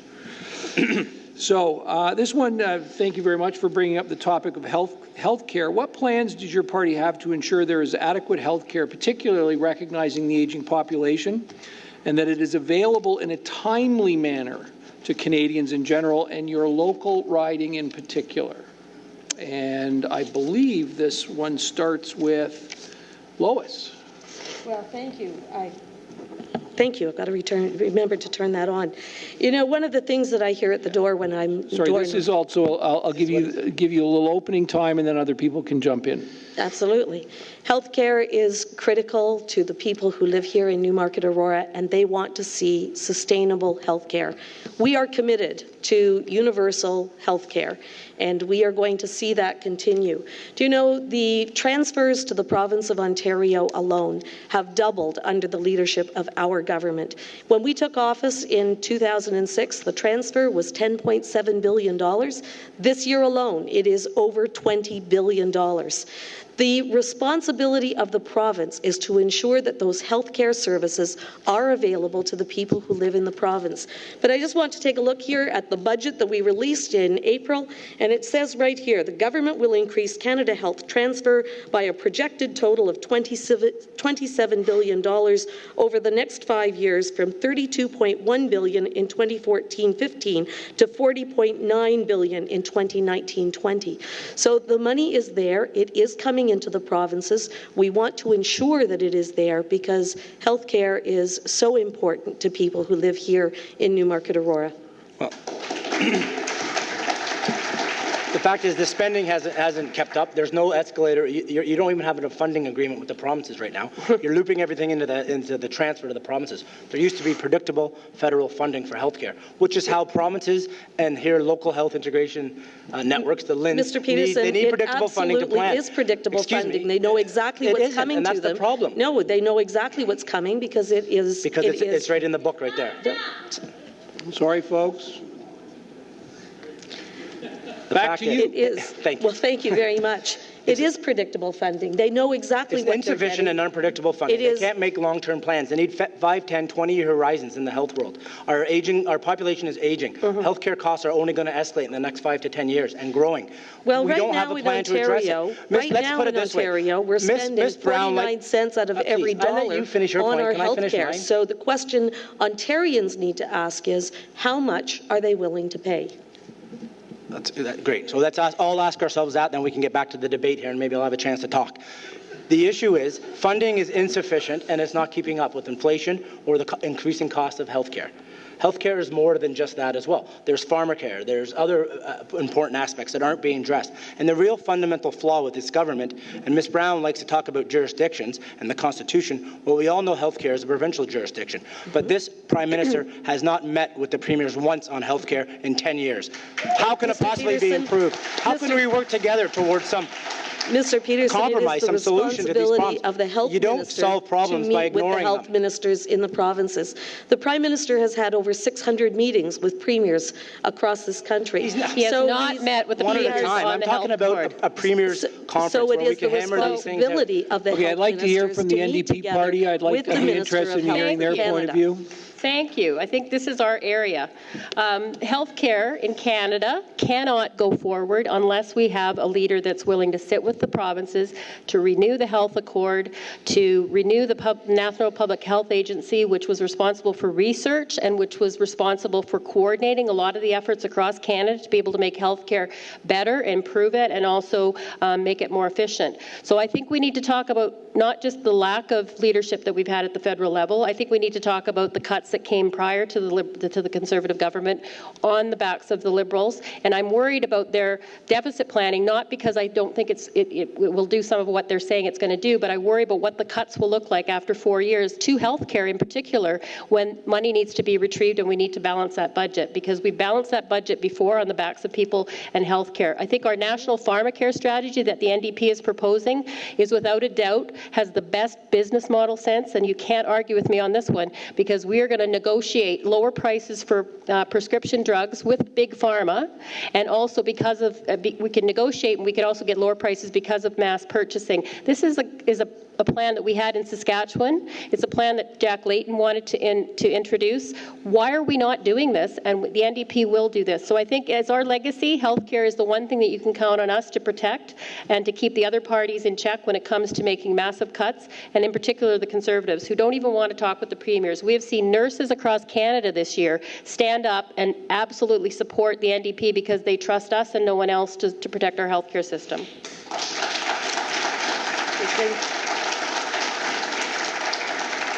One of the things that Ms. Kelly is not talking about is the responsibility of the provinces to make decisions on their own pharmacare and their own formulary that they are prepared to fund. We can work with the provinces. So what our health minister has done is met with all of the health ministers from across the country, including the territories, to ensure that we do look at innovative solutions to purchase bulk purchases of pharmaceuticals.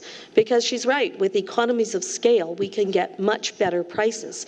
However, it is a decision of the provinces and their health ministers to make that determination and to see which drugs it is they're going to want to purchase.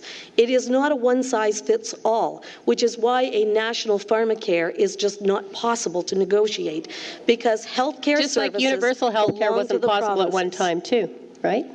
Anything is possible, I believe. Okay.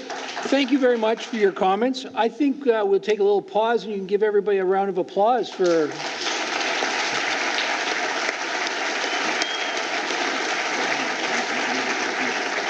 People standing up already. So we're now going to take somewhere in the order of about a half an hour, assuming the questions are forthcoming, to allow the candidates to answer your questions. But let me just remind you of the rules, if I may. We are here tonight to hear the candidates' point of view on the issues, so please ask questions that further that discussion. Please keep your questions brief and to the point. The candidates, frankly, should be familiar with the issues, so we don't really need a whole lot of context. I'm going to kind of limit it to 30 seconds. If I start to hear you go off on a speech, there's a young man or young lady up there in the back who I will give a signal, and your mic will be cut off, and we'll just move to the other side. So I'm going to be quite straight with you on that. It'll be a cut. And of course, disrespectful behavior will not be tolerated. All right, and everybody's been fabulous tonight. Thank you very much. So why don't we start with this side? We'll go question here, then back and forth, just in the order. And if you would just state your name and if you are a resident or a business owner here in Newmarket-Aurora's riding. Good evening. We can't hear you yet. Tonight. Give us a quick test. Test. Oh, that's much better. Thank you. My name is Peter Taylor. I'm an Auroran resident for the past 30 years. My question is a little different. I'd like you to step back from the political rhetoric, from the role that an MP normally takes. Envision yourself sitting at your desk, having newly been sworn into office in Ottawa. What is the one personal goal you would set for the benefit of the people of Newmarket-Aurora that you intend to complete within the first 100 days? Not a party goal, not a leader goal, a personal goal. Thank you very much for that question. And so why don't we start with, I'm so confused, I don't know where to start. So why don't we we'll start with Lois this time, then we'll go to Kyle, then we'll go to Yvonne. Well, thank you, Mr. Taylor, and that question is a great question because one of the things that I have always done since I was elected was to meet with my constituents. And I can tell you that within the first 100 days, again, I will ensure that we have a public consultation on pre-budget because I want to hear from the people of Newmarket-Aurora to ensure that their voice is heard in Ottawa. Thank you very much. And Kyle? So thanks for that question, Peter. My answer isn't that dissimilar for Lois's, and I actually did say it yesterday too on the Rogers debate, and it was taped. So if anyone doesn't believe me, they can watch it there. But I want to hold in the first 10 or 15 days of becoming a member of Parliament, local town halls and hear about issues and whatever sort of priorities that the people of Newmarket-Aurora have, and get those meetings done with as quickly as possible, and get a good sense of what's on everybody's mind as soon as we get in there. Thank you very much. And Yvonne. So I think within the first maybe 30 days instead of 100 days, I would definitely want to be back in the riding and doing that kind of not pre-budget consultation, because I think that takes us too far down the road, but just to hold meetings with people with specific groups who have interests in that need to be supported, such as small business. And my passion is to really increase the engagement of youth in this riding, so I would want to meet with youth who have been either marginalized or have decided for whatever reason that they have lost their interest in or never took interest in politics, because I feel like they are the ones that we need to really reach out to. And I really would like to make a point of engaging youth so that we can start to plan for an economy locally here that will include them.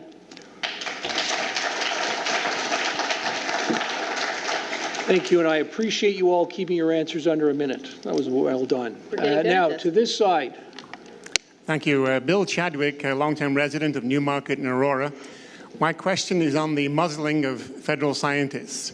We rely on those scientists to drive innovation with business, in environment, and all through our system, healthcare and so on. We see major protests in Ottawa because the white papers have to go through the Prime Minister's office. The question is, please, the question. What would the candidates do to restore this outrageous practice to give our scientists a free rein in Parliament? Thank you. In Canada. Kyle, this one starts with you. Yeah, thanks for that question, Bill. We would certainly unmuzzle our scientists. I think scientific research is always subject to peer review. It's ongoing. It's a living sort of organism, and we need to unmuzzle them, let them talk about their studies freely, and don't let them have repercussions of doing things that normally should be they're entitled to, and that is open and fair, free discussion by scientists. Thank you. Yvonne? Well, absolutely. I think it's straightforward. You have to undo the practices that have been brought in under this current government that do restrict scientists from talking to the media, to talk about the reports and the research that they're doing.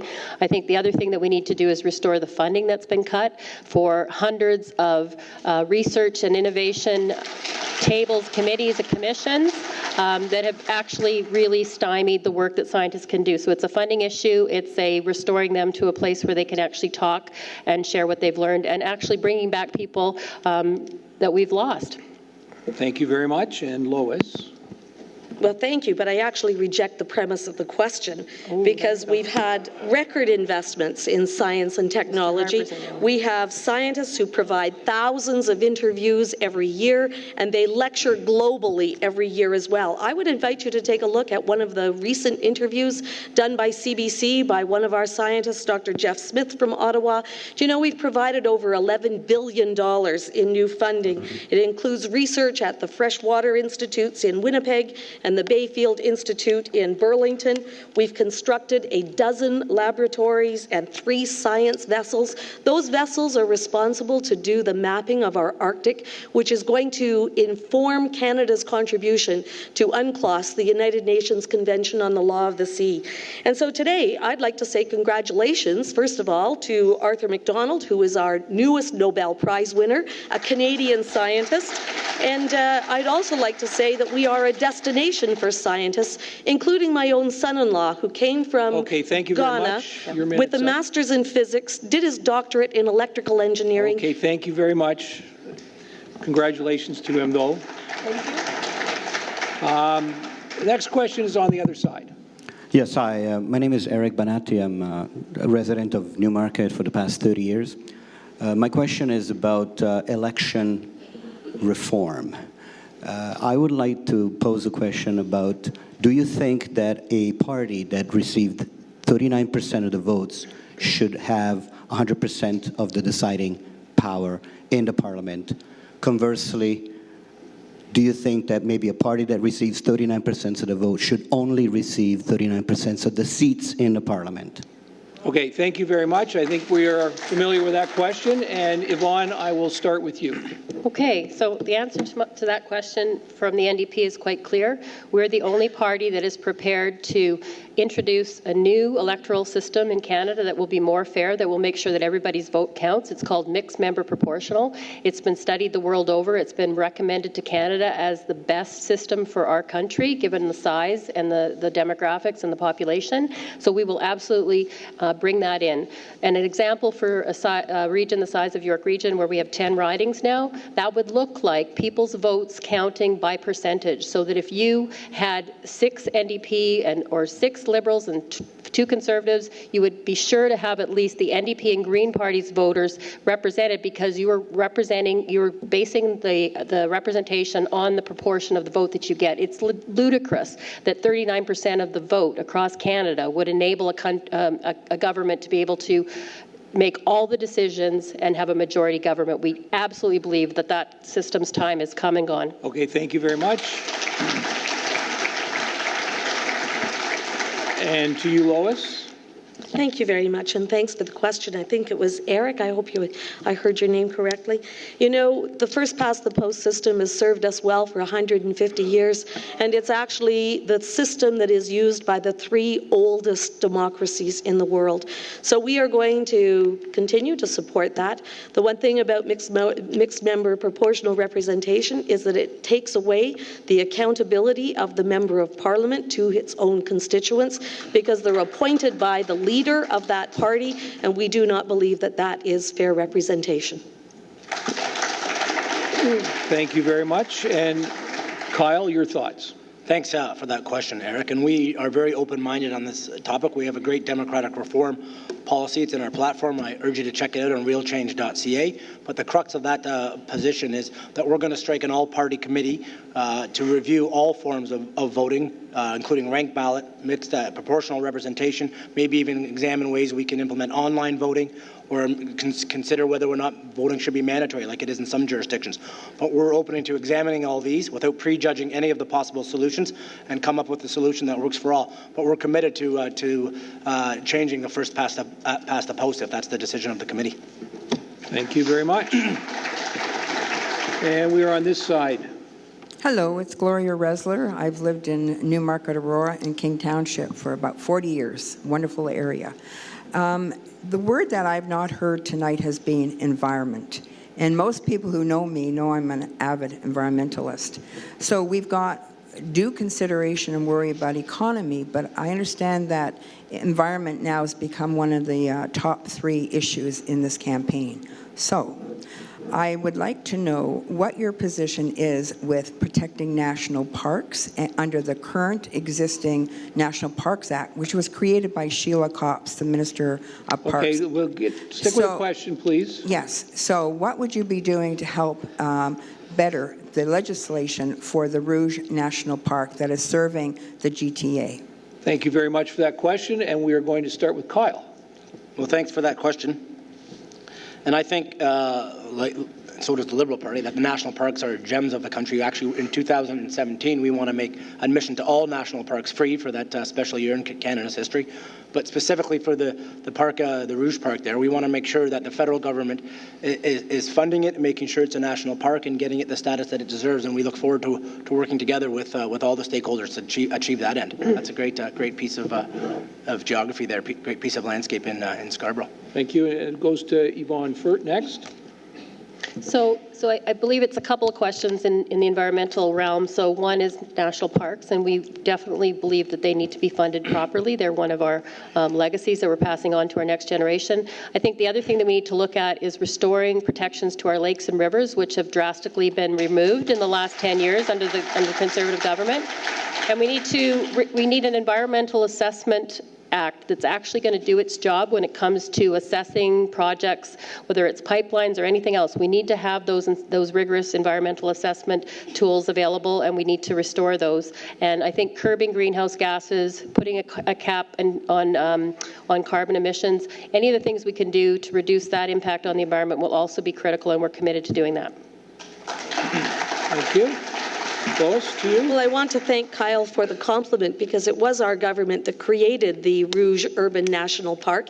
It's the first of its kind in Canada. It's 10 times the size of Central Park in New York, and it is a piece of property that is going to be conserved in perpetuity. But you know, we also created the Nahanni National Park, which is the largest reserve of its kind in the world, and it is protecting species at risk. It is protecting the property of our Aboriginal peoples, and it is protecting the lakes and streams in that area as well. You know, we're working with our partners, the Nature Conservancy of Canada.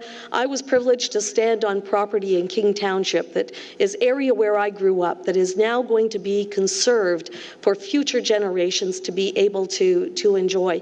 We also work with another partner, Ducks Unlimited, who identify sensitive areas, and we are working with them with funding to ensure that those sensitive lands are kept and preserved. Thank you very much, Lois. Your minute's up. We have a question on the other side.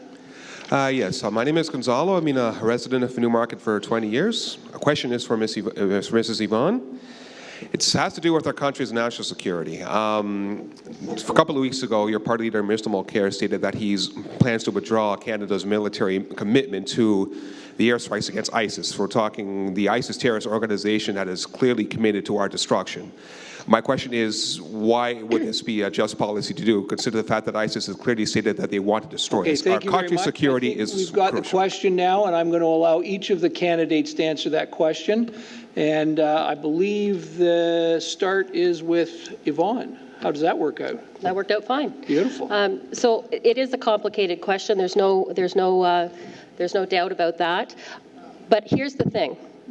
we can be more effective in these global situations if we take the stance that we've always taken, which is to be involved in peacekeeping and not involved in bombing, because if you want to look at the Syrian situation, it's actually the Syrian government that's actually killing more people in that country than ISIL. And I'm not trying to take away at all from their impact.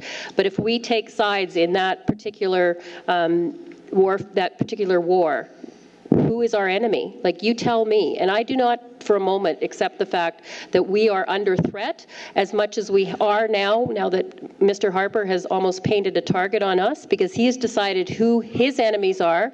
And I feel that we can play a much more effective role if we say Canada will come in and we will work with those who need to be supported. We will take the refugees that we need to do, because that's the humanitarian and the right thing to do. But I do not accept that the only role that we should have is to be bombing people. And we know some of the things that have happened in the last few days where innocent people are being killed. So this is not a black and white issue, but yes, we will remove our troops from that war, and we will find another more effective and efficient and humanitarian way to help people in that region. I'm going to now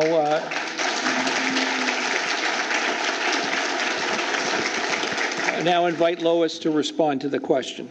Well, thank you very much for the question, and it is a very complex situation. But I can tell you I was on Parliament Hill last October 22nd when we had that threat come through Parliament Hill, and there is absolutely no doubt who the target was. So Canada has been named. We are not immune, and there is a threat to our safety and security. So we are doing our part there as part of a coalition-led force, and we are going to continue to do all the things we need to do, including bringing in refugees, including continuing our humanitarian investments that are going on in that part of the world, and continue in a role that is going to be a training role in Syria and Iraq. Thank you very much. Kyle? Thank you for that question. It's a very serious situation, of course. There needs to be a balance struck, I think, and I don't think we've struck the right balance yet. I think that ISIS or ISIL needs to be stopped. It certainly does. I don't think a bunch of countries bombing it is going to be effective from a military standpoint. I also think that there's better ways for Canadians to use their resources, humanitarian aid, to continue the humanitarian aid, of course, and also use our forces to train the Syrian forces to be able to fight and stand up for themselves, I think would be a good start as well. But the threat, I think, is real. We can't afford not to take it seriously, but we also have to make sure that we meet it with the sort of skills and the resources that we have to be the most efficient and most targeted response that we can have there. Thank you very much. And we'll now move to this side. Okay, when we talk about national security, we fear the very, very tiny. And it's really kind of crazy when you think about it. Fearing the possibility in Canada of a terrorist might be 1 in a million. That's the chance. Climate change, however, is a huge threat to everybody right here, right now. All across the world, we are seeing climate disasters. No, I'm getting to it. Well, please. So what I want to know is, the Harper government has dismantled environmental protections, and it takes credit for a reduction in greenhouse gases. If you don't ask your question, I'm going to move on. My question is, what will your governments, specifically the Liberal and the NDP government, do to bring back environmental protection and increase environmental protection, and the Liberal government with infrastructure? I think we've got the question. I'm sorry, the question is now, so what will the governments do to increase protection of the environment? Your parties. And it is Lois's turn to start first. Thank you very much. Well, you know, we are the only party the only government that has ever lowered greenhouse gas emissions in Canada.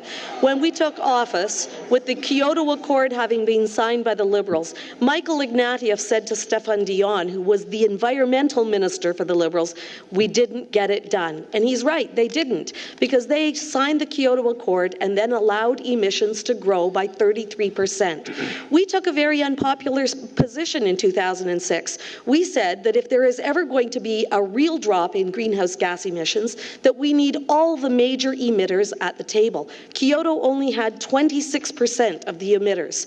We signed the Copenhagen Agreement because 86% of the major emitters were at the table, and we're making a difference. We're going to go to Paris a leader because we are meeting our targets. We took on a sector-by-sector approach, starting with the most difficult, which was the transportation sector, and we have reduced those greenhouse gas emissions year over year. Your minute is up. Your minute is up. Thank you. Your minute is up.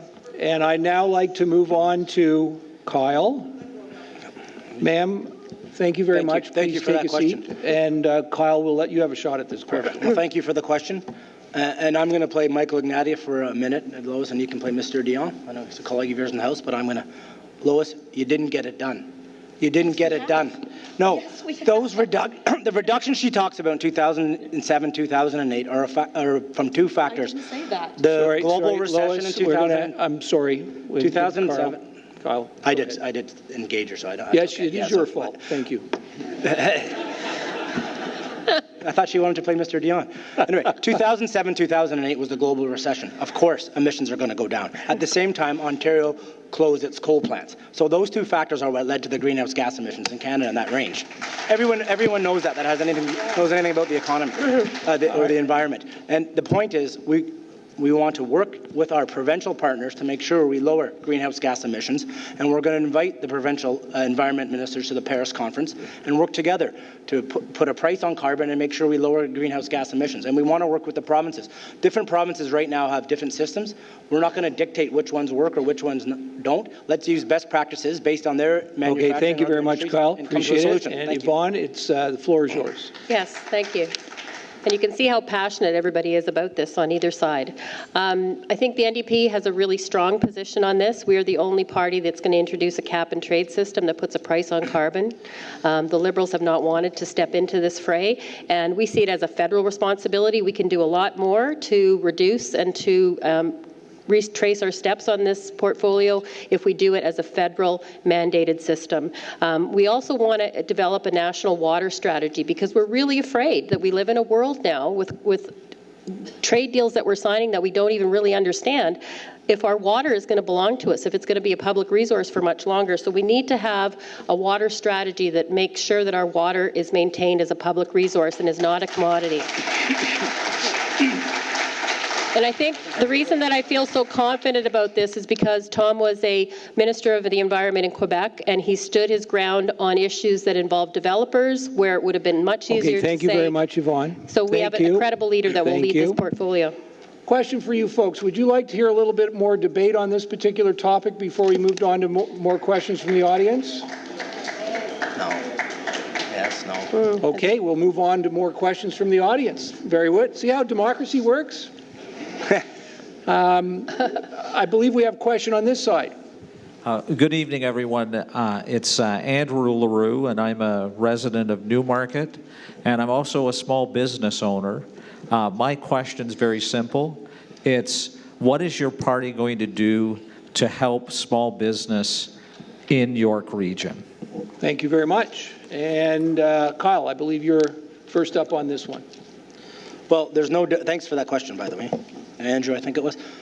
Small business is, of course, an important engine, especially in communities like Newmarket, and the Newmarket Chamber, I think, does a great job of helping promote their interests and their needs.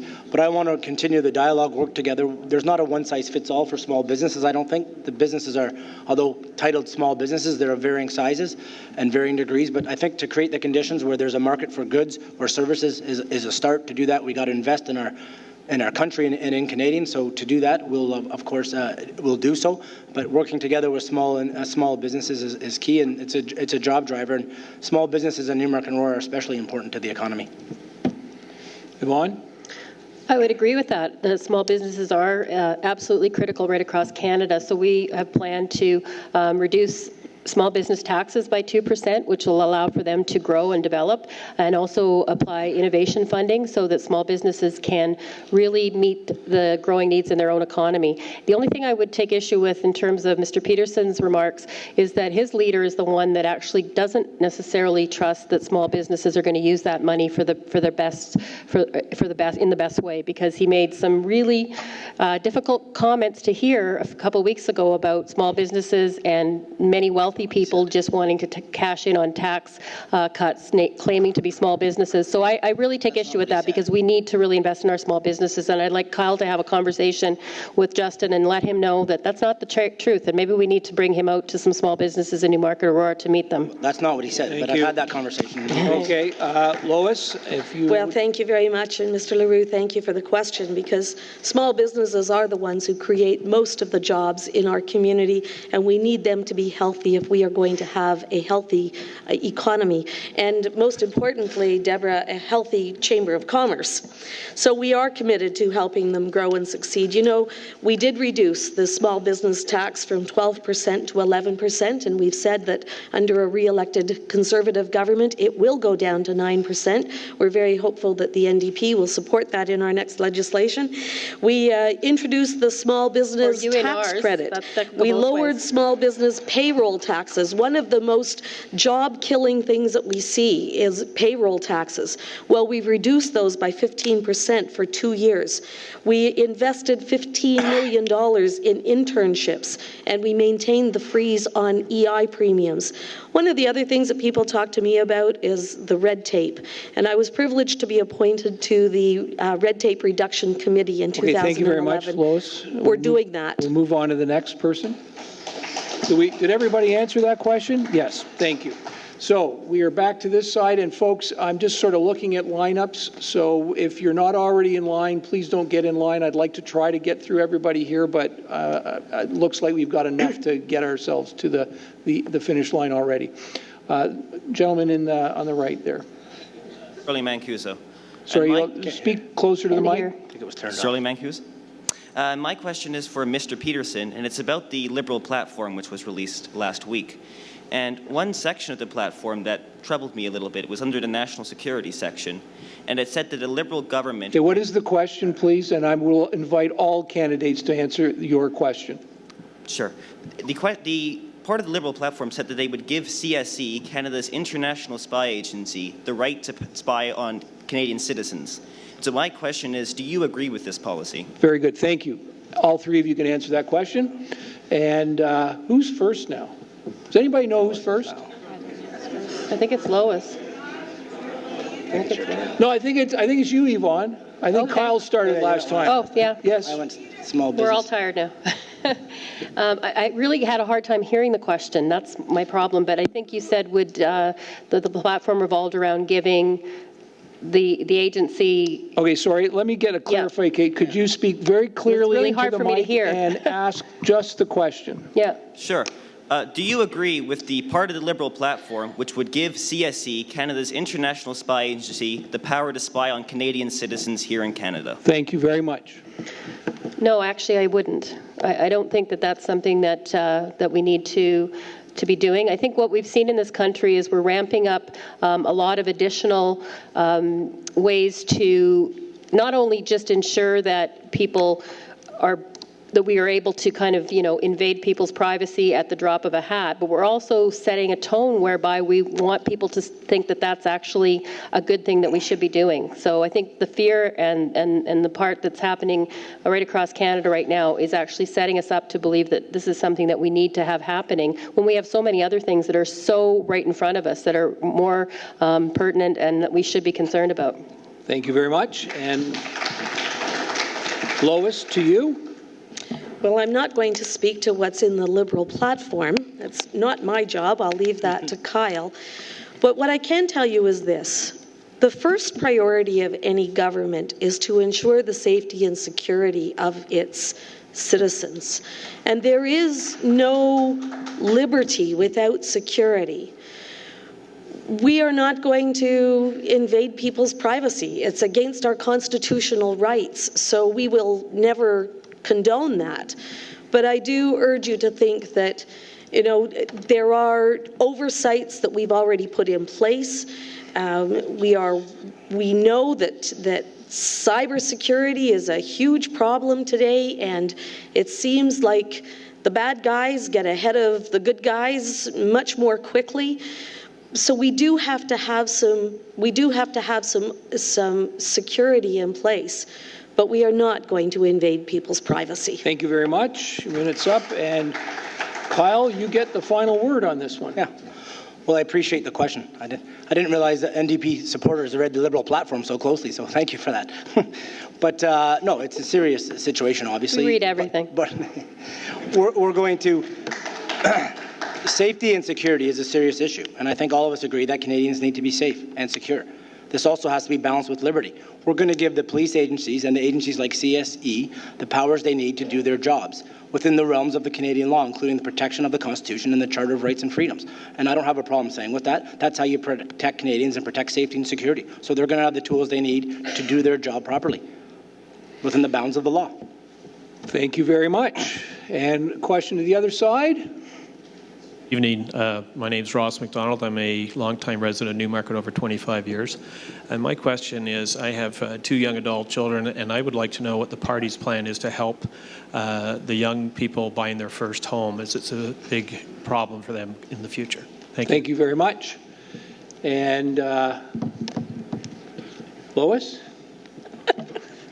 Well, thanks for that question, Mr. McDonald. And it's interesting because just this year, my daughter and son-in-law bought their very first home in Innisfil because that's where they could afford to buy. They couldn't afford to buy in Newmarket. It's the same as when I bought my first house in Newmarket. I couldn't afford to buy in Toronto, even though I was working there. So it seems like things go in cycles. But we realize that one of the most important investments that people are ever going to make is their home. And we really do want to support families to achieve these goals. It's one of the reasons why we put the first-time home buyers tax credit in place. We are expanding the home buyers plan that will allow young people to use their reserves or their investments to purchase that home. And that's how Shannon and Kofi bought their house. They had some investments and they used that money. There are criteria for paying it back. But the other thing that we've done is we've established the home renovation tax credit. And for those of you who don't know, that is an idea that came out of Lois, your minute is up, and I'll turn it over to Kyle. Thanks.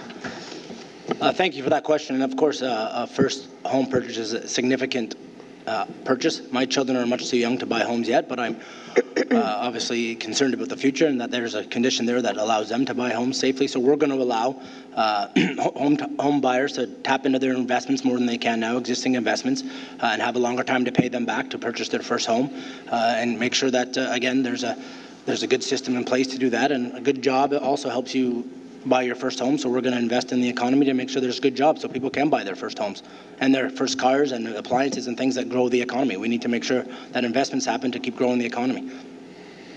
Thank you very much. And to you, Yvonne.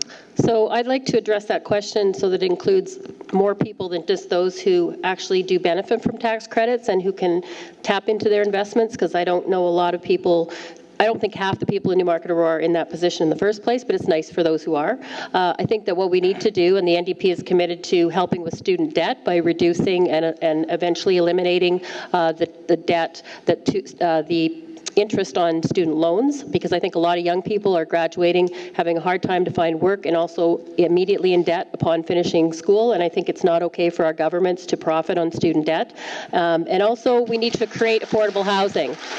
Not every young person that I know is necessarily interested in a house. They might just want to be able to have housing. And right now in Newmarket-Aurora, housing costs and rental costs are higher than anywhere else.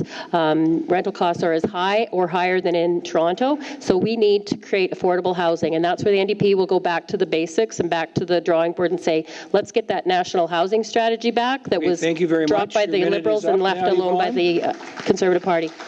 I've had a look at the clock, and we're approaching 9 o'clock, so I'm only going to have enough time for one question from each side. I apologize, but we've now had almost a full half hour of discussion, so we'll take the question from this gentleman who's at the mic, and then that gentleman who's at the mic, and then I'm afraid we're going to wrap it up and allow the candidates we'll move on to our closing comments, our closing question and comments.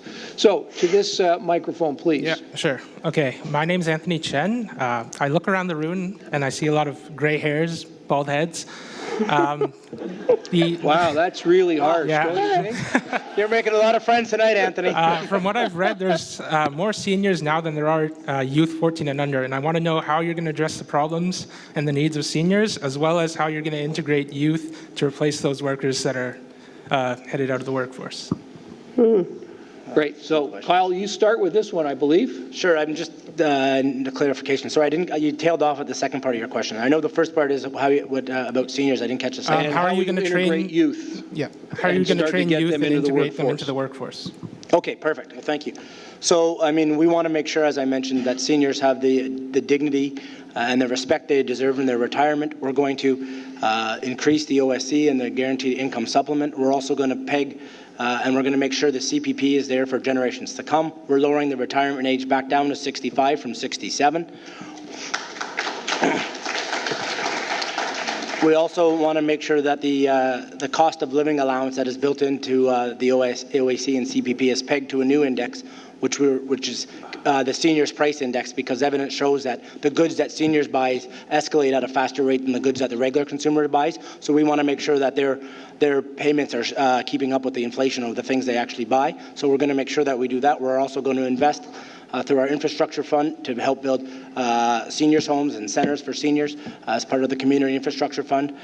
So all that, I think, it will be helpful on that front. And then you said how to integrate youth into the workforce, was it?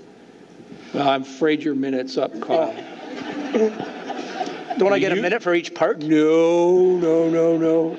Well, come talk to me after and I'll be happy to chat with you. Nice try, Kyle. Yvonne, it's up to you. I'll keep mine short because many of the things that Kyle mentioned, the NDP has had in their platform for quite some time in terms of reducing the age of retirement back to 65 where it belongs, investing in CPP and investing in GIS to make sure that seniors can retire in dignity, and we're going to lift 200,000 seniors out of poverty. Also, lowering the retirement age means that we're going to open up jobs, but I think more importantly for youth, we need to create new positions, and we're committed to doing that, 40,000 new positions through the nonprofit and profit sector, and also address this issue of unpaid internships, which we think has become a modern day form of exploitive slave labor. So we need to make sure that students are paid. You can't live after accumulating debt and going through school and being paid and unpaid for 3 years to get job experience. That's not, it sounds better when you call it an internship, but it really isn't anything better than that. Thank you very much. And now to you, Lois.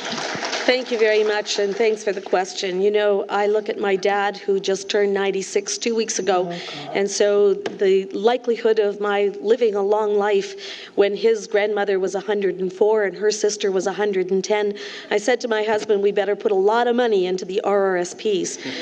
But one of the things that we do know is that people are living longer, and so we changed the conversion rate for RRSPs from 69 to 71, and in our most recent budget, reduced the amount that people need to withdraw on an annual basis, because we know that their investments need to go longer. But one of the things that I've been advocating to our Minister of Finance is to find some way that we can use the skills of our older workers to come back and mentor those younger people who are going into the jobs, because we're losing, as this group of people age out of their jobs, we're losing all of that skill and expertise. And I would really like to see a mentorship Thank you very much, Lois. created. Your minute is up. And to our final question from the audience. Hello, my name is Graham Coulter. I've been living in Newmarket for about 20 years. I was going to ask one of the questions about youth, which was just asked, so I'll actually move it to my next question. I'd like to hear your opinions on the legalization of marijuana. Can I go first? As long as you don't inhale. Yvonne, I believe you are first, so you'll get the last toke here, Kyle. Okay. Sorry, the last word. It's always the last one's always the best one.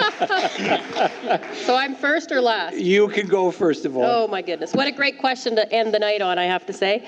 The NDP's strong platform, and for the last 40 years, has been on the decriminalization of marijuana. That's where we stand.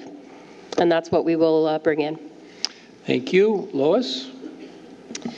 Well, the Liberals and the NDP want more accessibility. We're going to continue to protect our children. We want to reduce smoking. Let me read you an unsolicited letter that came into my office recently. Oh, no, we don't need from any a letters. registered nurse who has 40 years in the mental health field. She said, "The unit where I work, young people, mostly male, between the age of 18 and 25, come in with the diagnosis of drug-induced psychosis. The drug is marijuana. Whether they are daily or binge users, it has damaged their brains. The not-so-lucky ones have so damaged their brains they are destined to live unfulfilled lives in their parents' basements with frequent admissions to the psychiatric unit." That's a nurse who works in our community. That's an affordable housing issue, Lois. We've been saying that already. We are going to protect our children. They don't have Okay, thank you very much. And Kyle, as promised, you have the last word. So we're going to, of course, take steps to legalize marijuana as opposed to just decriminalize it. We think legalizing it will shore up or free up a lot of resources that are used on the so-called war on drugs, which is just not working. And this fear that it's going to be more accessible because it's legal is just ill-founded. Anybody that believes that doesn't know reality. There's not a person in this room that couldn't go out and buy marijuana right now, Lois. That's how accessible it really is. Let's be truthful here. Let's regulate it. Let's make sure it's safe. Let's tax it. It can be a revenue driver. The state of Colorado made $3 or $4 billion in its first year legalizing it. I think this is the final taboo that we need to cross before we realize that this is the right process to take, and anyone who says otherwise is merely fear-mongering. Okay, thank you very much. So thank you to the audience for those excellent questions, and thank you for those of you who have stuck around. We have got one final question, and then we'll have a wrap-up, and then I'll send you all merrily on your way home. One of the issues, and this is a 1-minute uninterrupted question for the candidates. As we've listened here to you tonight, on many of these main issues, we're generally agreed. Healthcare is a major issue, the economy is a major issue, job creation is a major. We know what the major issues are. And it would appear that each one of you have the perfect plan to solve all the problems. But the problem I find, and I think many people in the audience find, is it's sometimes difficult to kind of figure out the differences between this tax rate and that cut and this infrastructure and that health care. It just becomes a blur. So in a minute, what I would very much appreciate is if you could try to point out the key points of difference between your parties and the other parties.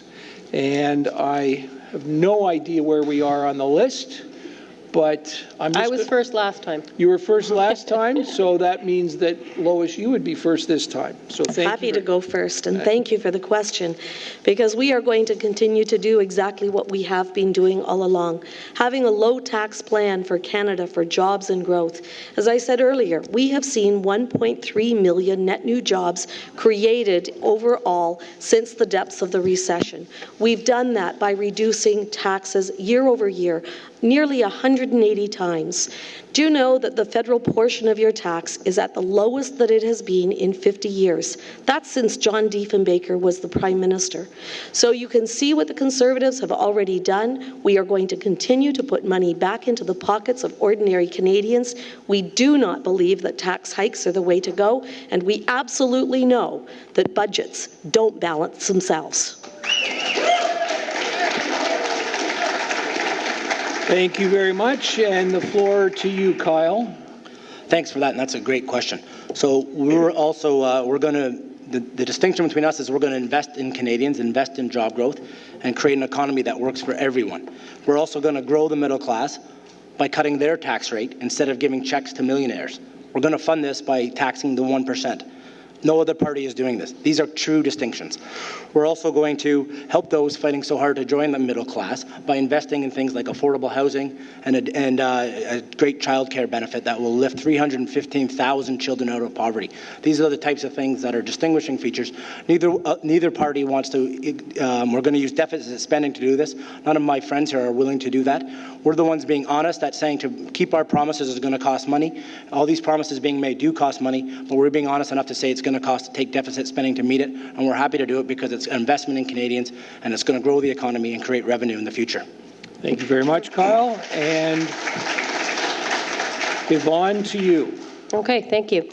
So I think the thing that distinguished the NDP from the others are clearly that we have always had a strong belief that doing things collectively, and that is through our tax system, is a very efficient and effective and fair way to do things. So our start in reinstating more of a progressive tax system is to tax those who have the very most, and to also close those loopholes that allow for revenues that we need to generate to reinvest back in our public health care and our other systems. We would do that immediately. We also believe that our economy will run more smoothly with a strong federal partner, and someone that will not only put all their eggs in one basket. So we feel that we need to have a diversified economy, and that things like childcare, we can't just rely on people. People make good choices for their own children, but when choices aren't available to them, the choice means nothing. So when we're talking about creating universal childcare, just as we brought in universal health care, we're talking about making choices available to people and making it affordable. So we really want to focus on people who are trying to make ends meet in this region and in this riding and right across Canada, and that is what clearly distinguishes us from the other two parties. Thank you.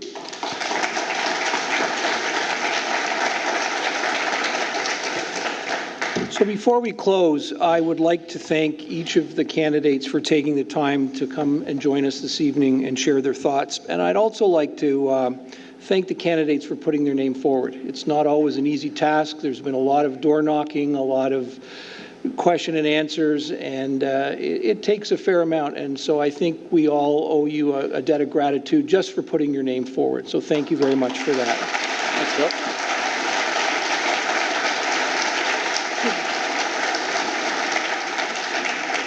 And as I mentioned earlier, we did a random draw for the closing, and each of the candidates will have 2 minutes. And the order of the close will be Kyle, Yvonne, and then finally Lois. So Kyle, the floor is yours.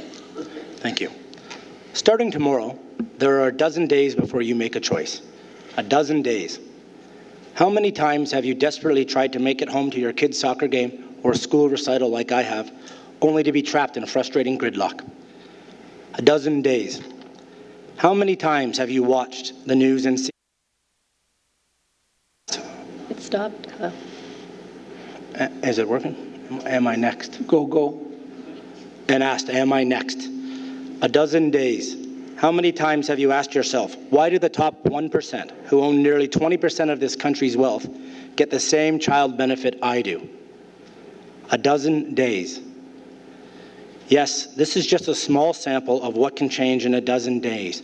Real change, transformational change. Because Canadians should want a better government, not just a different one. It all comes down to what country do we want to build. As a commercial litigator, I work with businesses, big and small, who struggle in these tough economic times.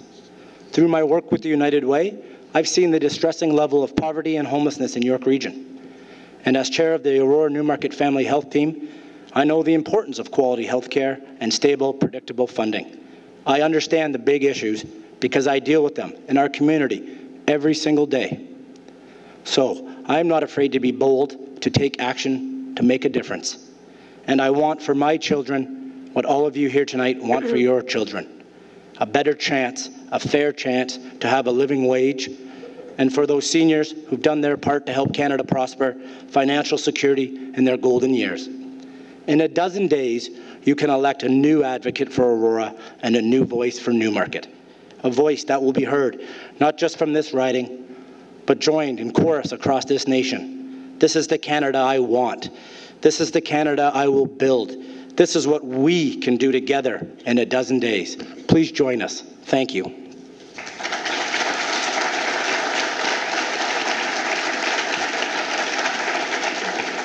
Thank you, Kyle, and to you, Yvonne. Okay. I trust that following from our debate this evening, it's easier for everyone to appreciate the differences in each of our party platforms. I've had a lifetime of interest in politics and involvement in community, which has included working at numerous levels to affect change on issues such as affordable childcare, income inadequacy, universal childcare, and sustainable food insecurity. These are issues of critical importance to all of us as Canadians, and frankly, I'm astonished and I'm angered that in 2015 we are still needing to make a case for these basic elements that are necessary for all Canadians to enjoy a quality of life, economic security, and well-being for themselves and their families. I would invite you all, when you have the time, to check out a new research report called It's More Than Poverty, and it's about employment precarity and household well-being. The research shows us, as I spoke of earlier, that the type of work that we're creating in this country is part-time, precarious, low-paying, without benefits and security. And this has increased by 50% in the last 20 years across Canada. In the GTA alone, less than half of workers have full-time, stable employment. We can't build a country on that. Instead, during this election, the Conservative Party is working overtime to distract you from these critical issues by playing to people's fears and employing divisive tactics that could take us back decades in how we think about our communities and how we respect the very diversity that is Canada. The Liberals are inclined to agree with the Tories on several of these big issues, Bill C-51 and the secretive TPP trade agreement. So the things that distinguish them from each other are less significant. Canadians have been saying to us since February that we need change. We've endured 147 years of Liberal and Conservative rule in this country. I think we can do better. This is not the best we can do. On October 19th, I invite you to defy fear, deception, and divisiveness and vote for real change that puts Canadians, their communities, our environment, and our quality of life first. Thank you very much.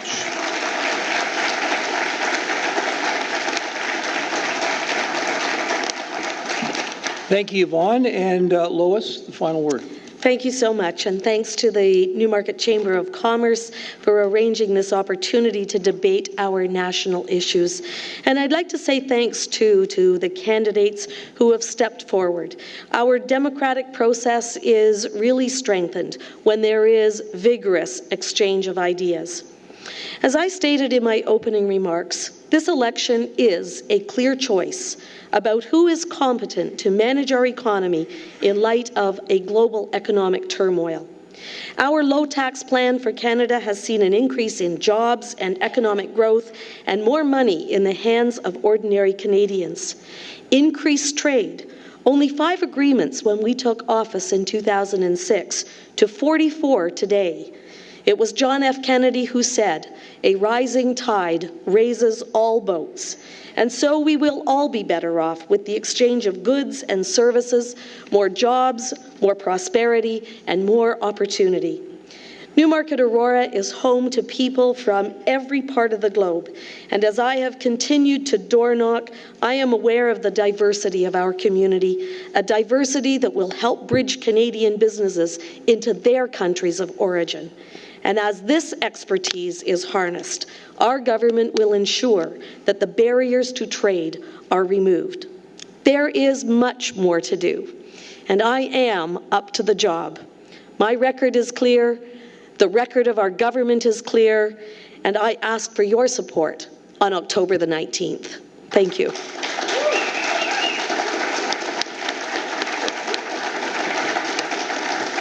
Thank you, Lois. Well, ladies and gentlemen, that wraps it up for this evening. So on behalf of the Newmarket Chamber of Commerce, I'd like to thank all of the candidates again for their participation, and importantly, I would like to thank you for taking the time out of your evening to join us. We encourage you to examine the issues, speak with the candidates, and more importantly, please get out and vote and take someone with you. Drive safe.